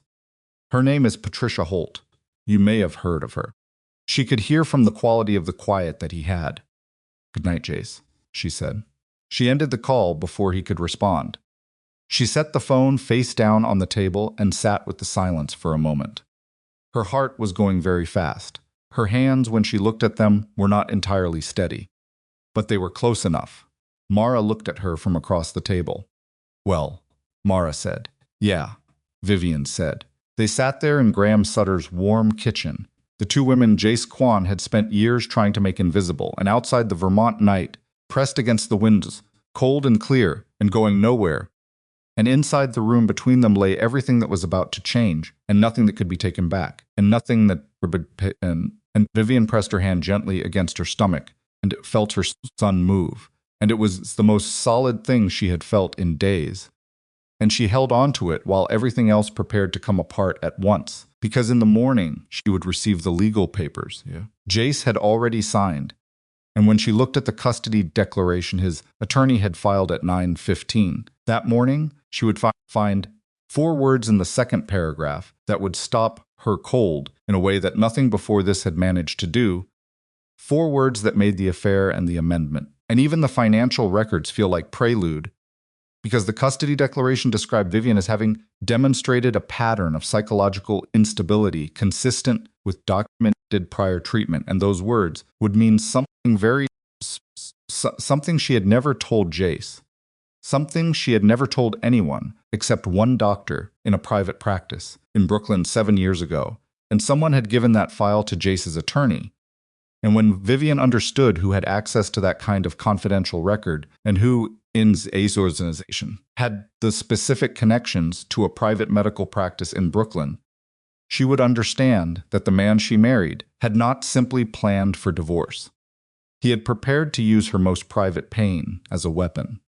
And that was the moment, not Christmas Eve, not the bank, not the phone call, that Vivian Rowe Kwan stopped being afraid of what she might lose. The legal papers arrived at 7:43 in the morning. Vivian was at Graham's kitchen table when Mara came in from outside, holding an envelope not mailed, hand-delivered, which meant Jace's attorneys had known exactly where she was the entire night. The envelope was cream-colored, heavy stock, with a law firm name printed in small authoritative letters in the upper left corner. Kwan Family Legal Representation had apparently not slept either. Mara set it on the table without a word. Vivian looked at it for 3 seconds. Then she picked it up and opened it. She read slowly, carefully, the way she'd been trained to read financial documents, not for the broad strokes, but for the specific language, the exact phrasing, the word choices that carried legal weight. The preliminary separation filing was 8 pages. She got through the first 4 without her breathing changing. The 5th page contained the custody declaration. She found the 4 words in the second paragraph. Pattern of psychological instability. She read the full sentence. Read it again. Then she set the papers down flat on the table and sat very still with both hands pressed palm down on either side of the document, looking at those 4 words. And something happened in her chest that was not quite pain and not quite rage, but was large enough that she needed a moment to make sure it didn't come out of her face wrong. Consistent with documented prior treatment. Documented. Prior. Treatment. The room was very quiet. Mara was watching her from the doorway. "What is it?" Mara asked. Vivian picked up her phone. Called Patricia. Patricia answered on the second ring. "I was about to call you. I heard they served papers this morning." "Page 5, Vivian said. Second paragraph. Read it." "I already have a copy." A brief pause that told Vivian Patricia had read it last night before the ink was dry, which meant Patricia had sources inside the legal community that Vivian was intensely grateful for right now. "Vivian, before you react," "I'm not reacting." Her voice was very flat. "I'm asking you how he has access to a private medical record from a Brooklyn practice that I attended 7 years ago, before I met him, under my maiden name, which I have never discussed with anyone connected to the Kwan organization." Patricia's pause was one beat too long. There are a few ways that could have happened, she said carefully. Tell me the most likely one. Someone with connections to medical data brokers, or, and this is the less legal option, someone who had access to private investigator resources, extensive enough to pull records that technically should be sealed. Another pause. When did you and Jace first start dating? Vivian sat very still. 7 years ago, she said slowly. We met 7 years ago. We dated for a year before. She stopped. Before you moved in, Patricia finished quietly. The kitchen was absolutely silent. Vivian looked at the wall. Her mind was doing something very rapid and very cold, running backward through 7 years of memories and looking at them from a completely different angle. The way you look at one of those images that can be either a vase or two faces, and once you've seen the second image, you cannot make yourself see only the first one again. He'd known before he married her. He had pulled her medical records, her private sealed records, from before she even knew his name, and he had kept that information for 7 years like a stone in his pocket, never using it, never mentioning it, just carrying it, saving it. The way a careful man saves certain things, not because he needs them now, but because he understands that need is not always predictable. Patricia. Her voice came out entirely steady, which surprised her. Can the medical record he's referencing be obtained legally in a custody proceeding? In some circumstances, if a judge determines it's relevant to parental fitness. It was a 6-week outpatient program for anxiety and depression following my mother's death, Vivian said. I was 25 years old. I completed it. I have had no recurrence, no subsequent treatment, no medication for 6 years. She paused. That is what he is going to use to paint me as his unstable mother. Yes, Patricia's voice was exactly as steady as Vivian needed it to be. And I am going to make very sure that the judge understands exactly what that record represents, in its full context, and exactly how it was obtained. A pause. Vivian. What he's doing is aggressive, but it's also desperate, Vivian said. Yes.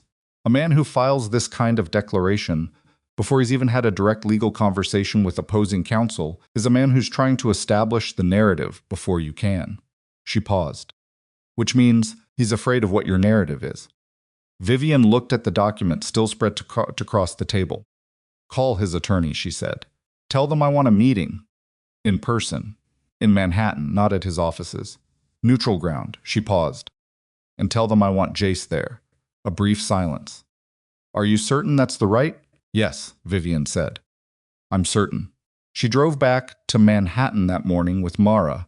In the passenger seat of a rental car Vivian had booked from her own account deliberately, leaving a clear record of the transaction. Because Patricia's voice was in her head now, steady and precise. Make sure the paper trail knows it too. Every receipt, every timestamp, every decision, documented with the transparency of someone who had nothing to hide and knew it.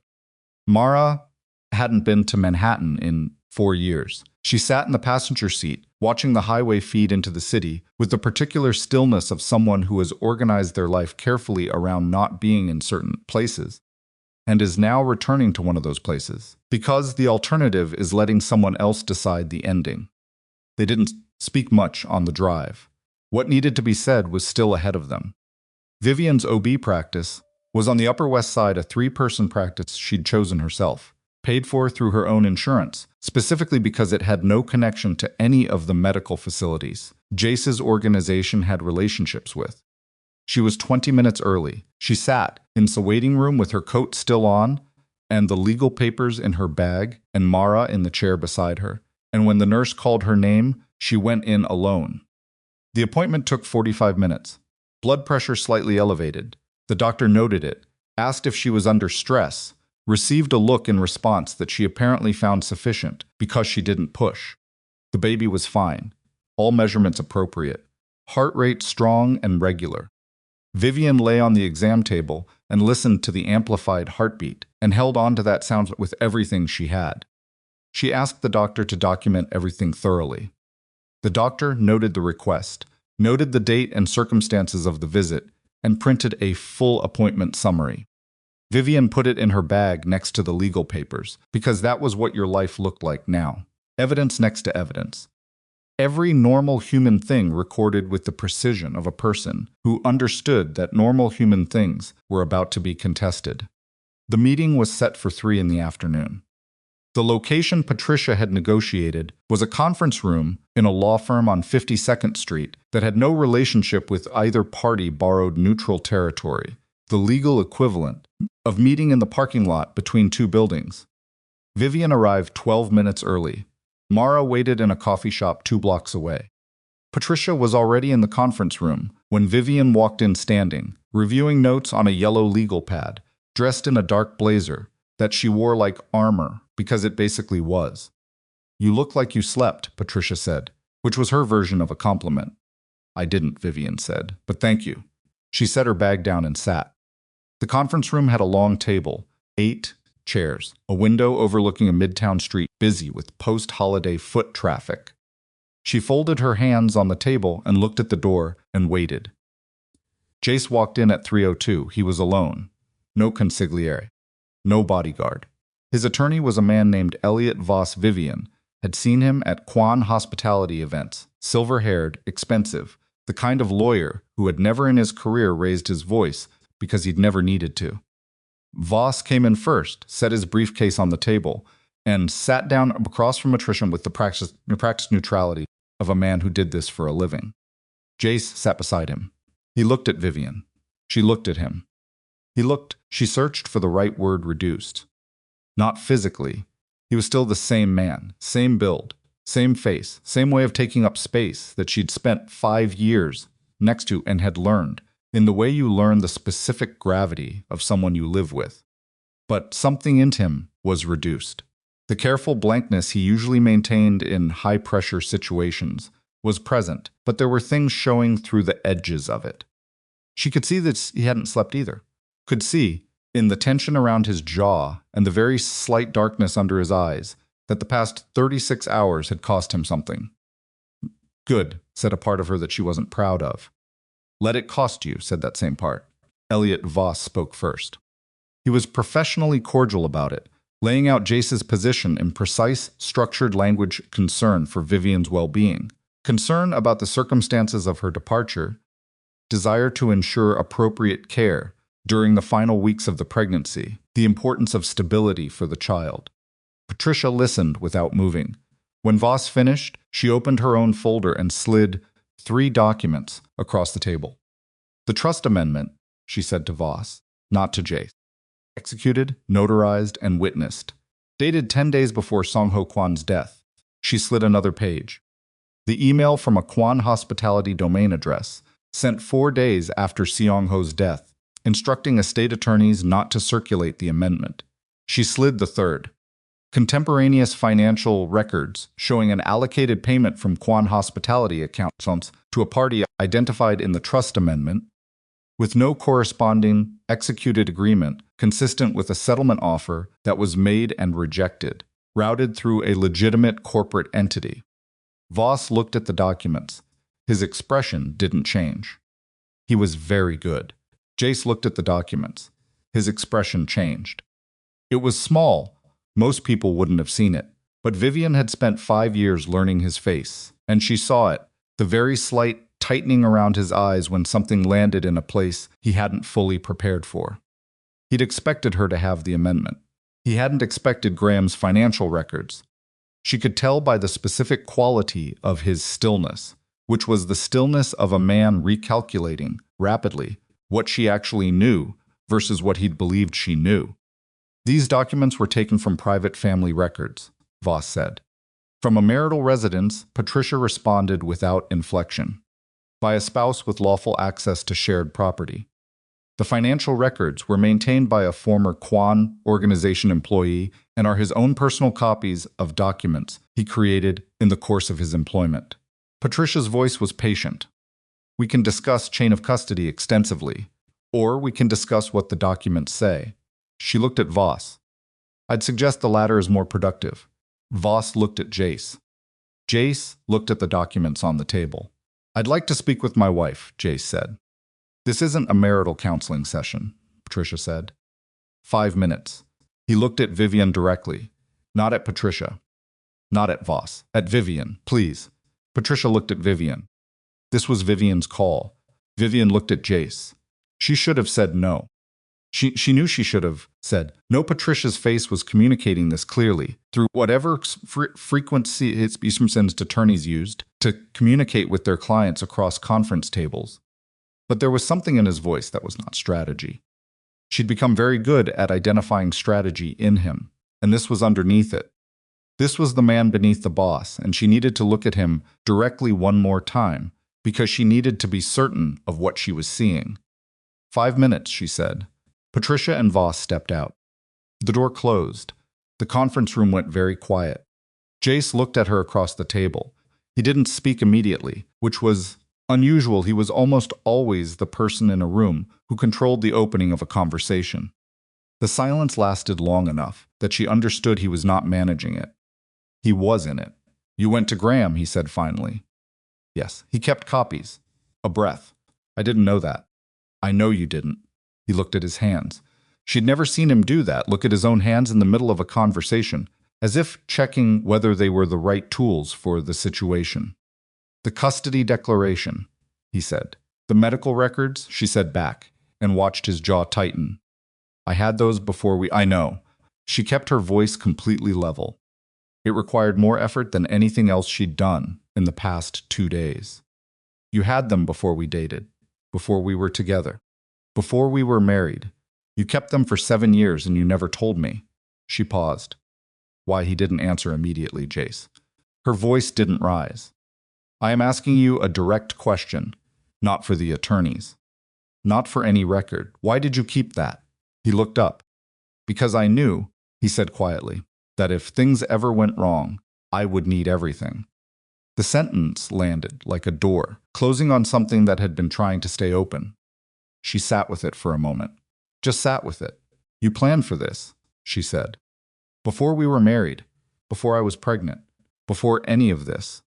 You already knew that if I ever became a problem, you would. You weren't a problem, he said. The words came out fast, too fast, with a rawness that was almost unfamiliar coming from him. That's not, I didn't think of you as, he stopped. Pressed his hand flat on the table. I think of everyone that way. I have files on everyone who matters to me. It's not, he stopped again. It's not personal, she said quietly. He didn't answer. That's the worst part, she said. That it's not personal. That you did it to me the same way you do it to rivals and contractors and anyone else who enters your orbit. Collect information. Hold it. Deploy when necessary. She looked at him directly. I wasn't your wife in that calculation. I was an asset with a potential liability. That's not true. His voice cracked slightly on the last word. Slightly, but she heard it. Then which part isn't true? He looked at her. The conference room light was flat and fluorescent and entirely unforgiving, and she could see every line of him clearly, the exhaustion, the control, and underneath both of those, something that was genuine. She was not wrong about the genuineness, but genuine feeling and right behavior were not the same thing, and she'd confused them for too long. I love you, he said. I know, she said, and you were willing to use my worst year against me in a custody proceeding. And those two things are both true at the same time. She stood up. That's why I'm not coming home, Jace. She walked to the door and opened it. Voss and Patricia came back in. What followed was 40 minutes of legal positioning that Vivian sat through with her hands folded and her face composed, listening to Patricia dismantle the custody declaration point by point, the medical record's age, context, and legal irrelevance to current parental fitness, Vivian's documented prenatal care attendance, her independent housing and employment history, the witnesses who could speak to her judgment and stability over the past week. Patricia was very good. She was the kind of attorney who made opposing counsel want to be doing something else with their afternoon. But the moment that mattered, the one that would stay with Vivian, was not in the legal arguments. It was when Patricia slid a final document across the table to Voss and said, "We will be filing a formal challenge to the estate amendment suppression. We will be requesting the court compel Quan Hospitality's independent auditors to examine the transfer records Graham Sutter documented. And we will be requesting that Calvin Mercer's correspondence with Quan family legal representation during the 4 weeks following Seong-ho's death be produced in discovery. Voss looked at the document. He looked at Jace. Jace said nothing. This doesn't have to be a public proceeding, Patricia continued. Her voice was professionally neutral, but Vivian heard the precision under it. Mediation would allow the estate matter to be resolved without filings that become part of the public record. Mediation would allow the Kwan hospitality audit concerns to be addressed internally rather than through regulatory referral. She paused. Miss Kwan is not interested in destroying anything. She is interested in what Song-ho Kwan signed and what he intended. She looked at Voss. That seems like a reasonable position. Voss leaned toward Jace and said something quietly. Jace looked at the table. Then he looked at Vivian. She held his gaze. Something happened in his expression. Something that moved through several stages too quickly for her to catalog them all. She caught frustration, and underneath that calculation, and underneath that something that was neither, something older and less controlled. Fine, he said. Mediation. Vivian didn't let her face change. But something in her chest unlocked by about a millimeter. Outside the law firm, on the sidewalk in the cold, Patricia put her hand briefly on Vivian's arm. That was the right call, she said. Mediation means this stays private, which is what Jace wants, and it means the amendment gets properly examined, which is what you want. She paused. He'll still fight you on custody. I know. Vivian pulled her coat tighter. The cold was serious, the kind that meant business. He has resources. I know, Patricia. Vivian looked down the street. The city moved around her people, traffic, the particular energy of Manhattan in late December when the holidays were almost over, and the ordinary weight of life was starting to reassert itself. I know he has resources, but I have something he doesn't. Patricia waited. I have the truth, Vivian said, and I have evidence. And I have a woman in a bookstore in Vermont who has been waiting 4 years for some son to stop being afraid of him. She looked at Patricia. He's never had to fight on those terms before. He's always controlled the information. He's always controlled the narrative. She paused. He doesn't know how to fight when he doesn't control those things. Patricia looked at her for a moment. No, she agreed. He doesn't. Vivian pulled out her phone and called Mara. It's done for today, she said when Mara picked up. He agreed to mediation. A brief silence. Are you all right? I'm standing on a sidewalk in Midtown and it's very cold and I have heartburn and my back hurts and I haven't slept in 30 hours. She paused. And yes, I'm all right.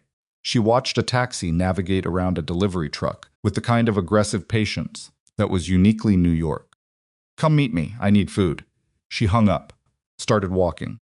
Her feet were cold, and the bag with the documents was heavy on her shoulder, and somewhere in the city Jace Kwan was in the back of a car, not saying anything to his driver, holding the wedding ring she'd given back to him and turning it over in his hands, because she knew him well enough to know that was what he was doing. She'd thought, on Christmas Eve, that walking away from the Mafia Boss would mean losing the life she'd built. The apartment, the security, the particular comfort of being inside, the structure of something powerful. She'd thought the choice was between leaving and staying. She understood now that the choice had been between herself and the version of herself that had gotten very quiet inside his world. And that was not actually a choice at all, because one of those versions could raise a child, and one of them couldn't, and she knew which was which. She found a Thai restaurant 2 blocks from the law firm. Mara met her there 10 minutes later, coming through the door with snow in her silver hair and her coat buttoned wrong, 1 button off the whole way down, which for some reason made Vivian feel something enormous and warm and completely unexpected in the middle of everything else. They sat down. A server brought menus. Outside, snow was starting again. Vivian ordered soup and rice because her stomach was unreliable and her body was 33 weeks pregnant and required consistency. Mara ordered the same thing, which Vivian suspected was not what she actually wanted, but was a gesture she didn't know how to name. They ate in silence for a few minutes. Then Mara said, "What happens next?" Vivian set down her spoon. The mediation will take weeks to schedule. Maybe longer. She pressed her hands around the bowl of soup, letting the warmth into her fingers. In the meantime, he'll have lawyers working every angle they can. His instinct is going to be to make this so complicated and so drawn out that She stopped. That's what he does.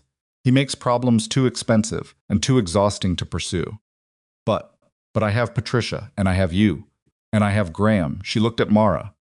And I have a prenatal care record that is completely clean, and an employment history and an apartment lease in my own name, and documentation of every rational decision I've made since Christmas Eve. She paused. He built a case that I was unstable. I'm going to build a case that I was methodical. Mara was quiet for a moment. He's going to try to see you, she said. Outside the legal process, he's going to come to you directly. Yes, he will. And you're going to let him. Vivian looked at her. What makes you say that? Because you're not trying to destroy him, Mara said. You said that to Patricia. You meant it. She looked at Vivian steadily. You're still trying to build something he could be part of. Even now. Vivian didn't deny it. Elias deserves a father, she said quietly. Even a complicated one. Even she stopped. My father left when I was 4. I have no memory of him as a person. I have a memory of an absence. She pressed one hand to her stomach. I will not make my son's father into an absence if I don't have to. Whatever Jace has done, whatever he's still capable of doing. She looked up. If he can become someone Elias can have, then I want that for Elias. Not for Jace. For my son. Mara looked at her for a long moment. You're braver than I was, she said finally. You were 19 when he made you invisible, Vivian said. You didn't have a choice. No, Mara looked at her bowl. But you do. They were still at the table 40 minutes later when Vivian's phone lit up. Not a call, a text, from a number she didn't immediately recognize. That said only, this is Celeste. I need to talk to you. Not for him. For me. It's important. Vivian stared at the screen. Mara looked at her face. What is it? Vivian turned the phone so Mara could see the message. Mara read it, looked up. Celeste Arden. Yes. Yes. They looked at each other across the soup bowls, and the melting snow tracked in on the restaurant floor and the ordinary noise of a city that kept moving, regardless of what any individual person's life was doing. She wants to meet, Vivian said. She could be working for him. She could be. Vivian looked at the message again. Not for him. For me. She thought about what she knew about Celeste. The sharpness, the precision, the way she'd looked at Vivian at those company events, with something careful and almost like pity. She thought about the message on the tablet, the fireplace is ready. She thought about what it meant to be a woman inside the Quan organization who believed she had power and then discovered precisely the limits of that power. Or she has something she needs me to know. She typed back, tomorrow. Public place. You pick. The response came in under a minute, coffee shop. West Village. 9 a.m. I'll send the address. Vivian set the phone down. She picked up her spoon and finished her soup because she was 33 weeks pregnant and her body needed fuel regardless of what her life was doing around it. And because the discipline of continuing to eat and sleep and breathe and take care of the person growing inside her was the most important act of stubbornness she had available to her right now. Outside, the snow was coming down harder. Tomorrow morning, Celeste Arden would sit across from her in a coffee shop in the West Village and open a folder of documents on the table between them, documents she had accessed through her legitimate position as corporate strategist for Quan Hospitality. Documents that showed 3 separate contingency plans Jace had prepared, and as Vivian turned through those pages, she would understand for the first time the full architecture of what she had been living inside, and Mara would understand what had always been planned for her silence, and Celeste would understand what had been planned for hers, and the 3 of them would look at each other across a coffee shop table in Lower Manhattan with the snow still coming down outside. And Vivian would feel the first real contraction move through her abdomen, not Braxton Hicks. Not the practice run she'd had for weeks, but the real thing, deep and certain and absolutely indifferent to the timing, and her water would break without warning on the coffee shop floor, 8 weeks before it was supposed to. And Mara would grab her hand, and Celeste would already be calling 911, and Vivian would look at the ceiling and think with the absolute clarity that pain sometimes delivers. This is it, not the end. But the thing before the end, the door that, once you walk through it, the contraction lasted 47 seconds. Vivian knew because she counted. She counted the way she'd been taught in the prenatal class she'd attended alone in November. Jace had been in Seoul for a meeting that week, or said he was pressing her thumbnail into her palm and counting, one number per second, keeping something measurable in the middle of something that felt entirely unmeasurable. 47 seconds, then it released. She was gripping the edge of the coffee shop table with both hands. The folder Celeste had brought was still spread open in front of her. Pages fanned out like something had been interrupted mid-sentence, which was accurate. Mara had her hand on Vivian's back.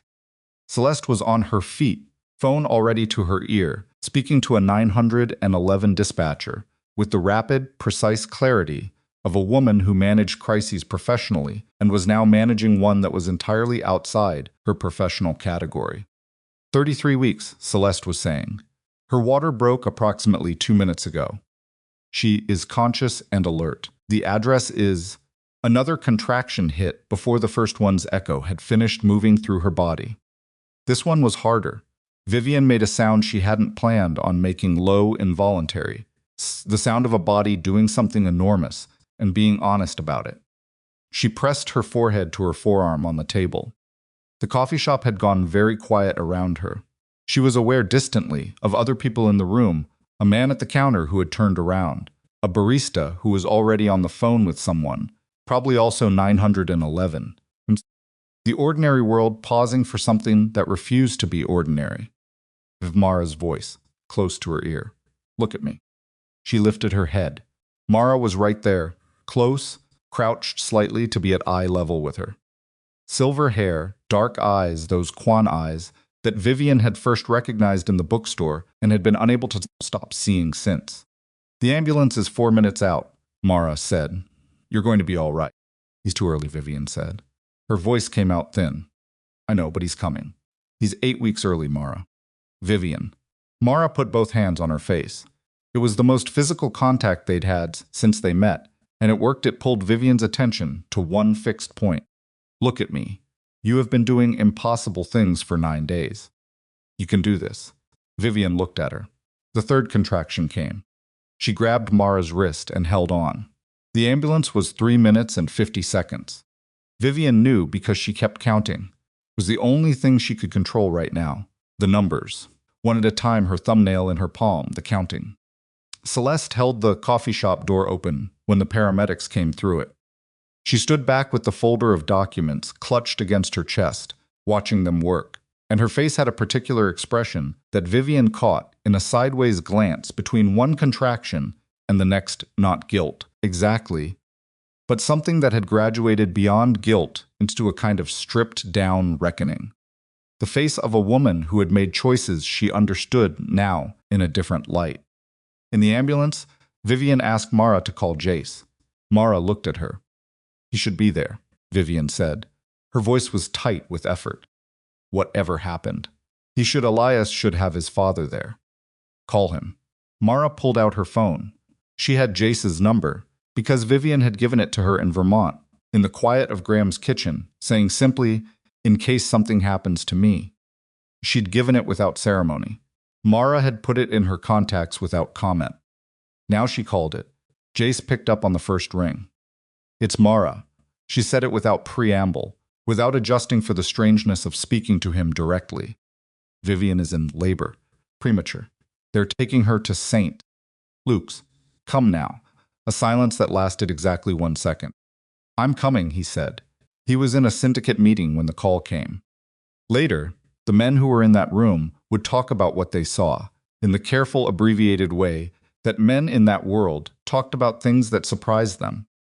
Their boss had been sitting at the head of a long conference table, listening to a report about a territorial dispute with a rival organization on the west side of Queens, a serious matter, the kind that in other circumstances would have commanded his entire attention for hours. His phone rang. He looked at the screen. He stood up. His consigliere? Daniel Rhee said, boss. The meeting. Handle it, Jace said. He was already moving toward the door. All of it. Every piece. Handle it. Jace. Daniel used his given name, which was rare enough to function as a stop sign. The Queen's situation needs a decision from you specifically. Romano is waiting for... Then Romano waits. He was at the door. He turned back long enough to look at Daniel directly. My son is being born. He left. Manhattan traffic in late December at midday was exactly what it always was, which was a problem. His driver made 3 turns, trying to find movement and found none. Jace sat in the back of the SUV for 4 minutes, watching the city refuse to cooperate, and then he made a decision he hadn't made since he was 22 years old, which was to get out of the car and run. He ran 11 blocks through snow that had started again, light and mean, cutting sideways in the wind. He was wearing a wool coat not designed for running and dress shoes not designed for ice, and none of it mattered. He ran the way a man runs when he has done the calculation and found that his own legs are faster than everything else available to him, and his legs were telling him something true. He reached the hospital 9 minutes after Mara's call. He was breathing hard. There was snow in his hair. His shoes were wet through. The lobby directory told him labor and delivery was on the 4th floor, and he took the stairs because the elevator was already somewhere else, and he was not in the habit of waiting. 4th floor. Nurse's station. A woman in scrubs who looked up at a man arriving at the desk, red-faced and breathing heavily, and said, with the particular patience of someone who had seen this many times, "Sir." "Vivian Kwan," he said. "She just came in, premature labor. She's my wife." The nurse checked something. "She's in delivery. I can take you to..." "Please." The word came out without ceremony. Without the controlled tone he used for everything, the management of every interaction to produce the result he wanted. Just, please. The word of a man who had run 11 blocks in wet shoes and had nothing left to manage with. The nurse looked at him for a moment. Then she came around the desk and walked him down the hall. There was a window, narrow, looking into the delivery room. He saw Mara first, her silver head bent close to Vivian's, her hand visible, being held. Then he saw Vivian, and the sight of her hit him somewhere below reasoning, below strategy, below everything he had spent 35 years building above his actual self. She was working. That was the only word for it. The kind of work that had nothing performative in it, nothing held back, every part of her committed entirely to what her body was doing. Her face was turned slightly away from him. Her hair was damp. She was saying something he couldn't hear through the glass. Then a sound. High. New. The specific cry that has no equivalent anywhere else in human experience. The cry of something that didn't exist before this moment, announcing that it does now. Jace stopped breathing. Through the window, he saw the doctor lift something small and absolutely real and place it on Vivian's chest. He saw Vivian's face change, in the way faces change when they contain more than they were built for. He saw Mara cover her mouth with her free hand. He pressed his back against the wall of the hallway. He slid down it until he was sitting on the floor with his knees up and his head back against the wall and his eyes closed. A tattooed, feared, empire-running, expensive-suited man sitting on a hospital floor in wet shoes, crying in the way that men cry when they have held everything in for so long that when it comes out it is not graceful. Not cinematic, just real. An orderly walked past and very deliberately looked at something else. Elias Donovan Kwan was born at 12:41 in the afternoon, 5 pounds and 4 ounces, 8 weeks, premature, shouting. He was taken to the NICU almost immediately, standard protocol for his gestational age, and the team worked with the focused efficiency of people who did this every day, which was both terrifying and reassuring, depending on which second you were living in. His lungs were underdeveloped but functional. His heart was strong. He was, the neonatologist told Vivian, doing remarkably well for where he was starting from. Vivian lay in the delivery room and listened to this information and held on to every word of it. Mara stayed beside her, didn't talk much, just stayed. 30 minutes later, a nurse came to tell Vivian that her husband was in the hallway. Vivian looked at the ceiling for a moment. "Let him in," she said. Jace came through the door without his coat. She didn't know where it had gone. He looked like he'd run a considerable distance. which she would find out later was accurate. He stood at the foot of the bed and looked at her, and she looked at him, and neither of them said anything for a moment. Mara, without being asked, stood up and left the room, pulling the door almost closed behind her. "He's in the NICU," Vivian said. "He's okay. Premature, but okay." She kept her voice steady. Her body felt like something that had been turned inside out and put back, and she was working with what was available. "They'll let you see him soon." Jace nodded. He still hadn't moved from the foot of the bed. "I ran," he said. "I know. You look like it." He looked down at his wet shoes. "Jace." She waited until he looked up. "Sit down. You look like you're about to fall over." He sat in the chair Mara had vacated beside the bed. He was close enough that she could see his face clearly. She looked at it, at everything she'd spent 5 years learning, and felt the full complexity of loving someone who had failed her badly while remaining, underneath all of it, someone whose love for her had also been real. "I'm not coming back," she said quietly, without cruelty, like stating a weather condition. "I know," he said. "I'm going to fight you on the custody declaration. The way it was written, what you used." She stopped, breathed. "That was not something I can forgive easily. I need you to understand that." "I understand it." "Do you?" She looked at him. "Not strategically, not legally. Do you actually understand what it meant that you kept that for 7 years and held it?" He was quiet for a long time. "I think I understood it differently then," he said finally. "I told myself it was that I was protecting myself, that it was just information, that everyone kept information." He looked at his hands. "I think I understood it differently after I ordered my attorney to use it." He paused. "I think by then I knew exactly what it was." "What was it?" "A way to make you smaller than the threat you'd become," he said. The honesty of it was almost more than she'd expected. She sat with it. "You have to drop the custody declaration," she said. "All of it, the language about instability, every piece." She held his gaze. "Or we will spend the next 2 years in court, and Elias will be old enough to understand what his parents are fighting about before it's resolved. And I will not do that to him." Jace looked at her. "I'll call Voss today," he said. She nodded. She believed him. Not because he had always been honest with her. She was far past that particular innocence, but because she could read, with the accuracy of 5 years of study, the specific quality of this statement, and it was not managed. It was decided. "The estate mediation," she said. "Mara gets what Seong-ho intended. All of it. The personal assets, the acknowledgement. You stop fighting it."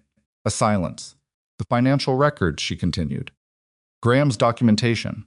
You sit down with an independent auditor and you address what they show. Not because I'm going to expose you, I'm not.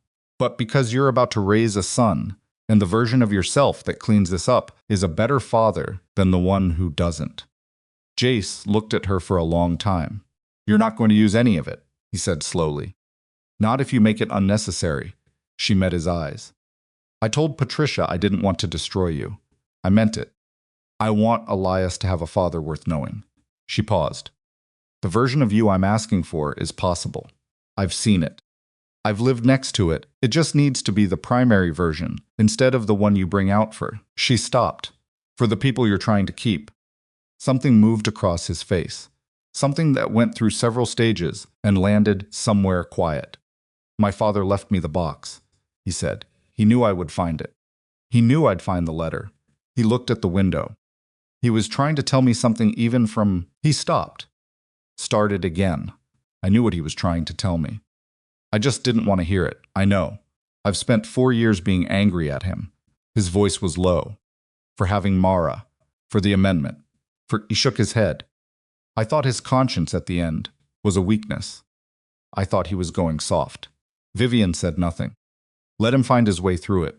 "He wasn't going soft," Jace said. He was trying to die as a better man than he'd lived." He looked at Vivian. "I'm 35 years old. I have a son in a NICU. And I spent Christmas Eve choosing wrong." The room was very quiet. "Yes," Vivian said. "You did. I know I can't." He stopped. "I know there's no version where you—" "No," she said gently. "There isn't." He nodded. Not with defeat, with something more complicated. The nod of a man accepting a true thing. A nurse came in to check on Vivian's vitals. They both went quiet while she worked. The nurse wrote something on her chart, said Vivian's numbers looked good, said they'd be able to take her to see Elias within the hour.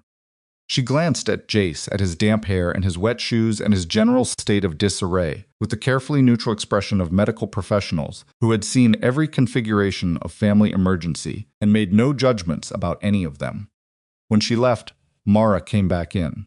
She stood in the doorway and looked at Jace. He looked at her. 40 years of unspoken history occupied the space between them. 4 years of specific harm, and underneath both of those, something that was simply the fact of existing in relation to the same dead man, for better and for worse. Jace stood up. Mara, he said. Just her name. He didn't dress it up with anything. Mara looked at him the way she'd looked at him in the bookstore. The first time Vivian imagined with the dark, steady Quan eyes that saw things clearly and reported them accurately. When you told me our family didn't want me, she said, did you ever actually ask them? The question sat in the room. No, Jace said. He didn't offer explanation. He didn't contextualize it. He let it stand as what it was, a man admitting, without ornament, to a specific failure. Mara nodded slowly. I didn't want the Empire, she said. I never wanted any part of what he built. I just wanted. I know what you wanted, Jace said. He told me. Before he died, he stopped. Pressed his lips together briefly. He told me you'd come to the store. That you talked for 3 hours. He said. He stopped again. Something working in his jaw. He said you were the best thing he ever did that he didn't deserve credit for. Mara was very still. He said that, she said. Yes. Jace looked at her. I was furious at him for saying it. I thought he was trying to diminish what He exhaled. It wasn't about me. I know that now. It wasn't about my position, or my place, or anything I'd built. He was a father saying his daughter was good. He paused. Which she is. Mara looked at him for a long time. She didn't forgive him. Not in that room. Not in that moment. Forgiveness was not the kind of thing that arrived in a single instant, and Mara was not the kind of woman who offered it before it was real. But she pulled the visitor's chair from the corner of the room and placed it closer to the bed. Sit, she said to Jace. I'm tired of talking to you from across the room. Jace looked at the chair. He sat. They took Vivian to the NICU in a wheelchair an hour later. The room was warm and closely monitored, and Elias was in an incubator in the third row, small, in the way that made your chest do something involuntary, wired and monitored. His face squashed in the particular way of newborns, who have arrived before they were quite ready, but have arrived, nonetheless. Vivian pressed her hand to the incubator's portal. She looked at him for a long time without speaking. Behind her, Jace stood at a distance respectful of it, or perhaps not trusting himself to come closer without her permission. Mara stood beside Vivian. The neonatologist explained the monitoring equipment in quiet, precise language, then gave them time. Can I touch him? Vivian asked. Yes, through the portals. She reached in, touched his hand, his impossibly small hand, fingers already perfectly formed, all 5 of them, the nails like tiny translucent shells. He moved at her touch, a reflexive curl, his fingers finding hers without intention, without knowledge, purely on instinct. She looked at him. She thought about the woman who had sat in a rocking chair on Christmas Eve telling herself she was done filing away questions. She thought about the wooden box and the letter and the brass key. She thought about a coffee shop in Vermont and a bank in Burlington and a conference room on 52nd Street and a coffee shop table in the West Village with a folder of documents spread across it. She thought about everything she'd walked through to get to this room. Hi, she said softly. To him, just to him. I know you're early. You get that from my side. Behind her, she heard Jace make a sound that was very quiet and not quite a laugh. She looked over her shoulder. Come see him, she said. Jace came to the incubator. He stood beside her close enough that she could feel the warmth of him, the specific familiar gravity of him, and he looked at his son. He reached into the portal with one hand. His hand, covered in the tattoos she'd traced with her fingers 100 times the ink, she'd always thought, looked like armor extended toward Elias. Elias grabbed his finger. Jace went entirely still. Vivian watched his face, Do something she had seen it do very rarely in 5 years, which was fall open. Not calculation, not management, not the boss or the husband or the strategist.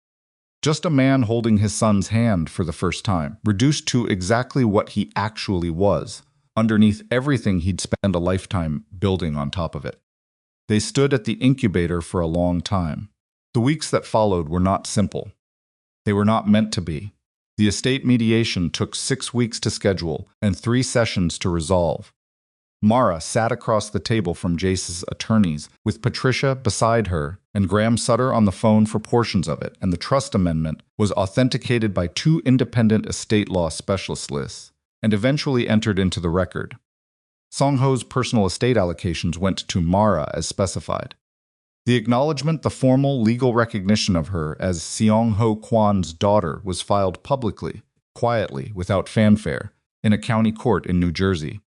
Mara got no press release, no ceremony. She hadn't wanted either. She got her name on a document that said she was her father's daughter. She called Vivian the afternoon it was filed.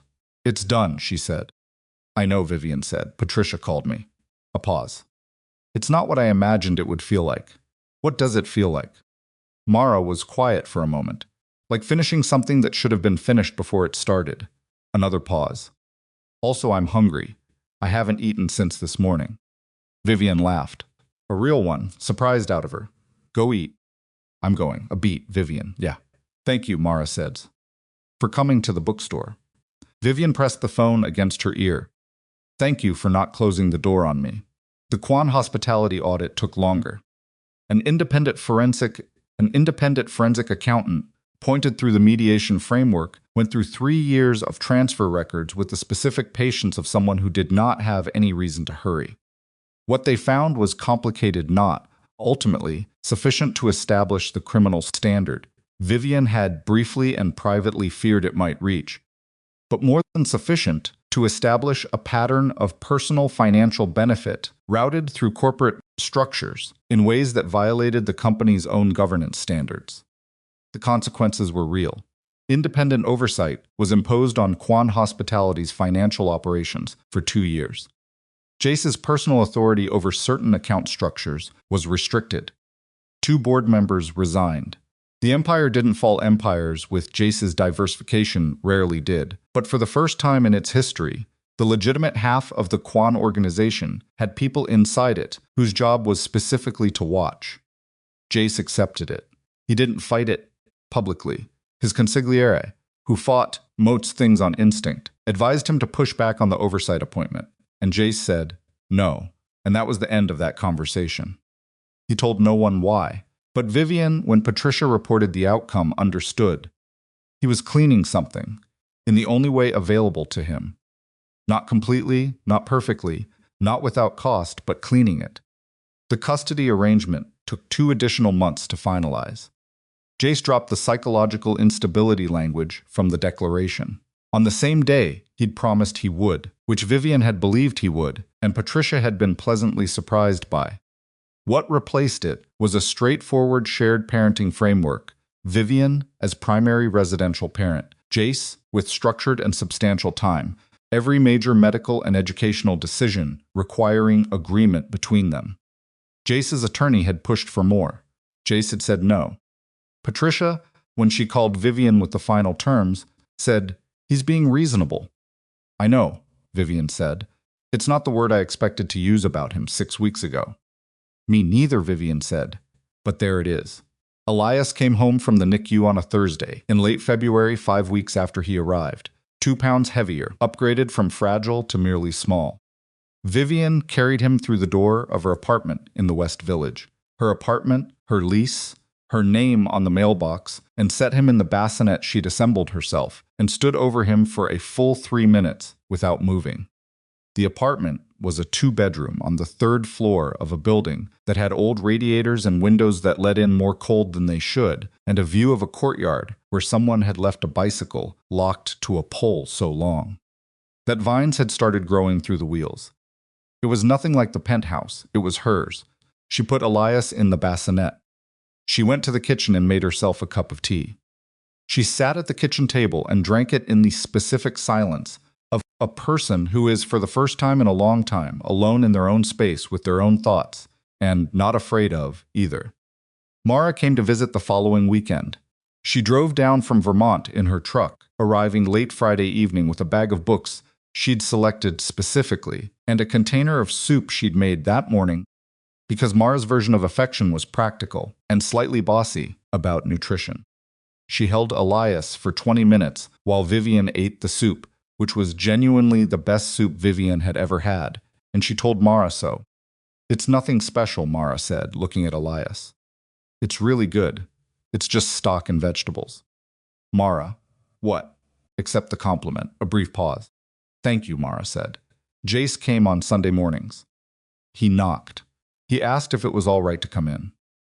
He sat on the floor with Elias and was, in those hours, someone Vivian had not seen very often during their marriage, someone present without agenda.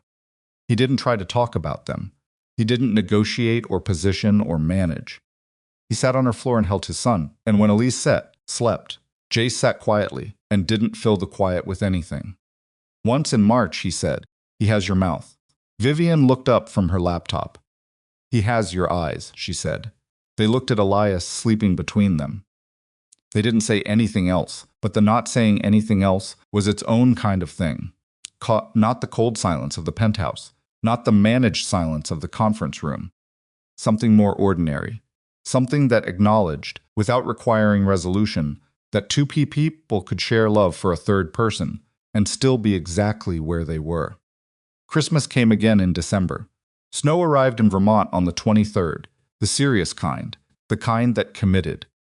Mara's house was a farmhouse she'd bought the previous spring with a portion of her inheritance, not the bookstore. The house was separate, bigger, with a kitchen large enough to actually cook in and a living room with a fireplace that worked. She had extended the invitation to the parts of the Kwan family who had not known she existed a cousin in Connecticut, an aunt of Seong Ho's who was 91, and had cried when Mara called her, two cousins from the Newark branch of the family who had driven up with their children and their questions and their complicated feelings and had sat in Mara's bookstore for an afternoon and left with armful of books and her phone number. She invited Jace.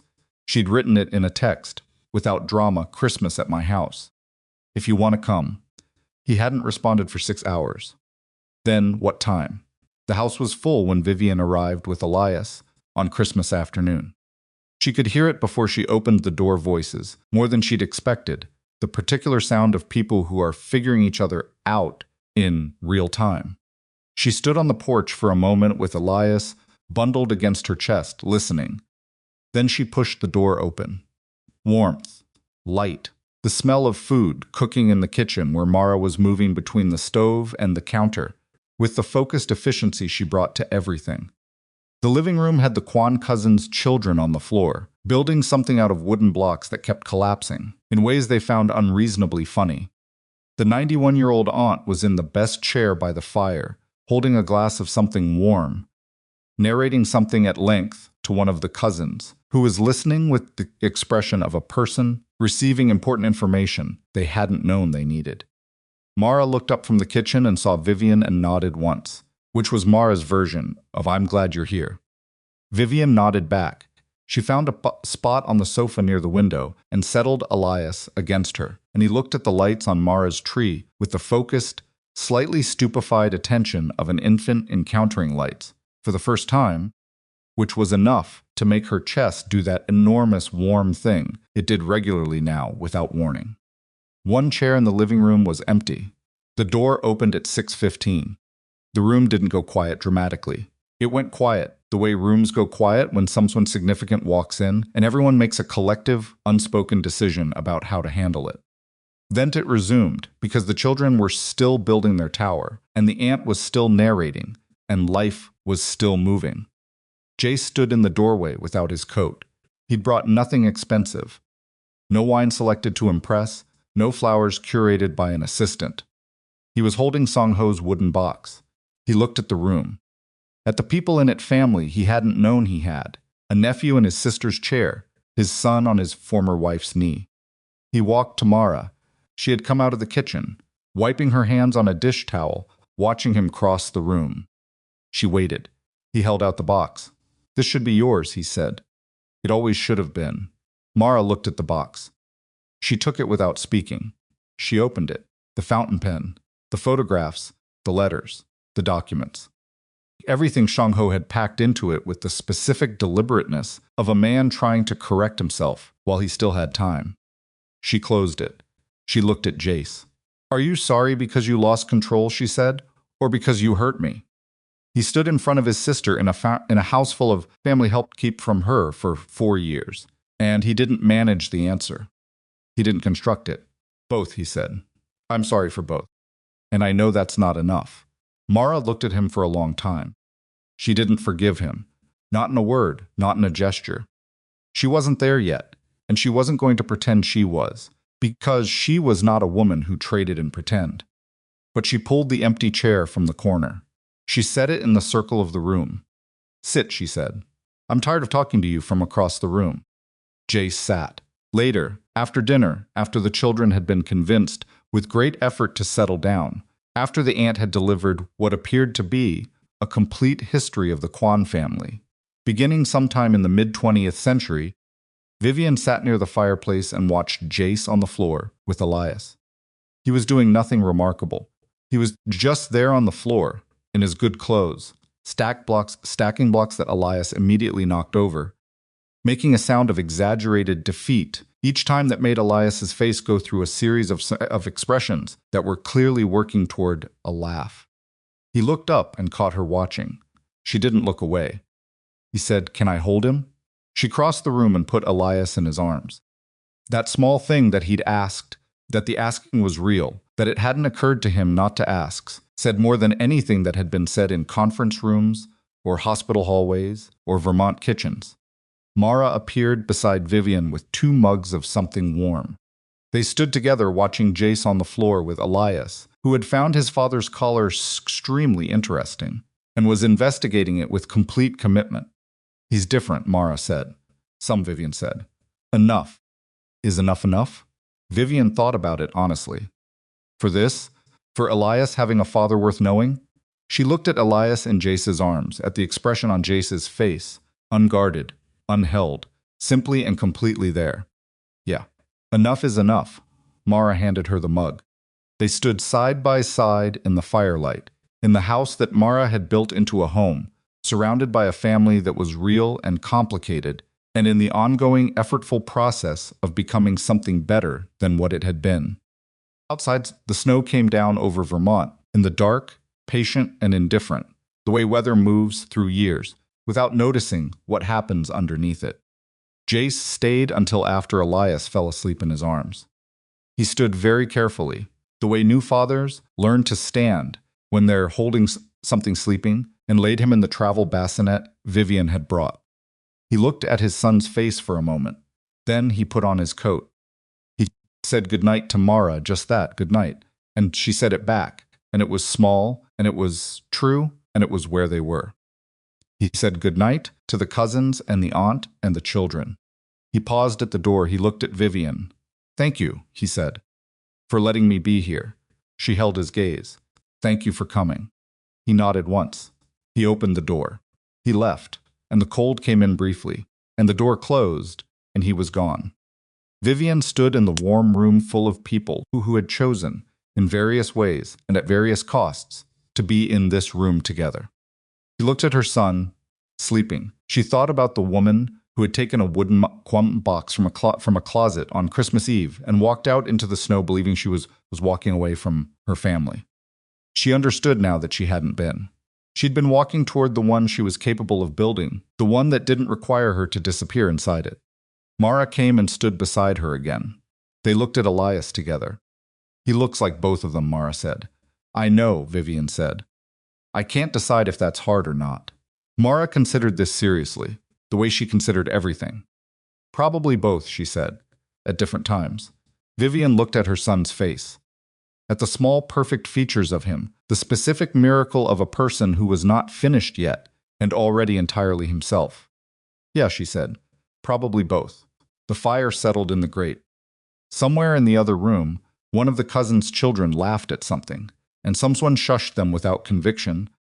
and the snow kept falling outside over the house, and the road, and the trees, and all the distance between where things had been and where they were now. And Vivian held her mug with both hands, and stood in the warmth her family had made, and breathed, and was still.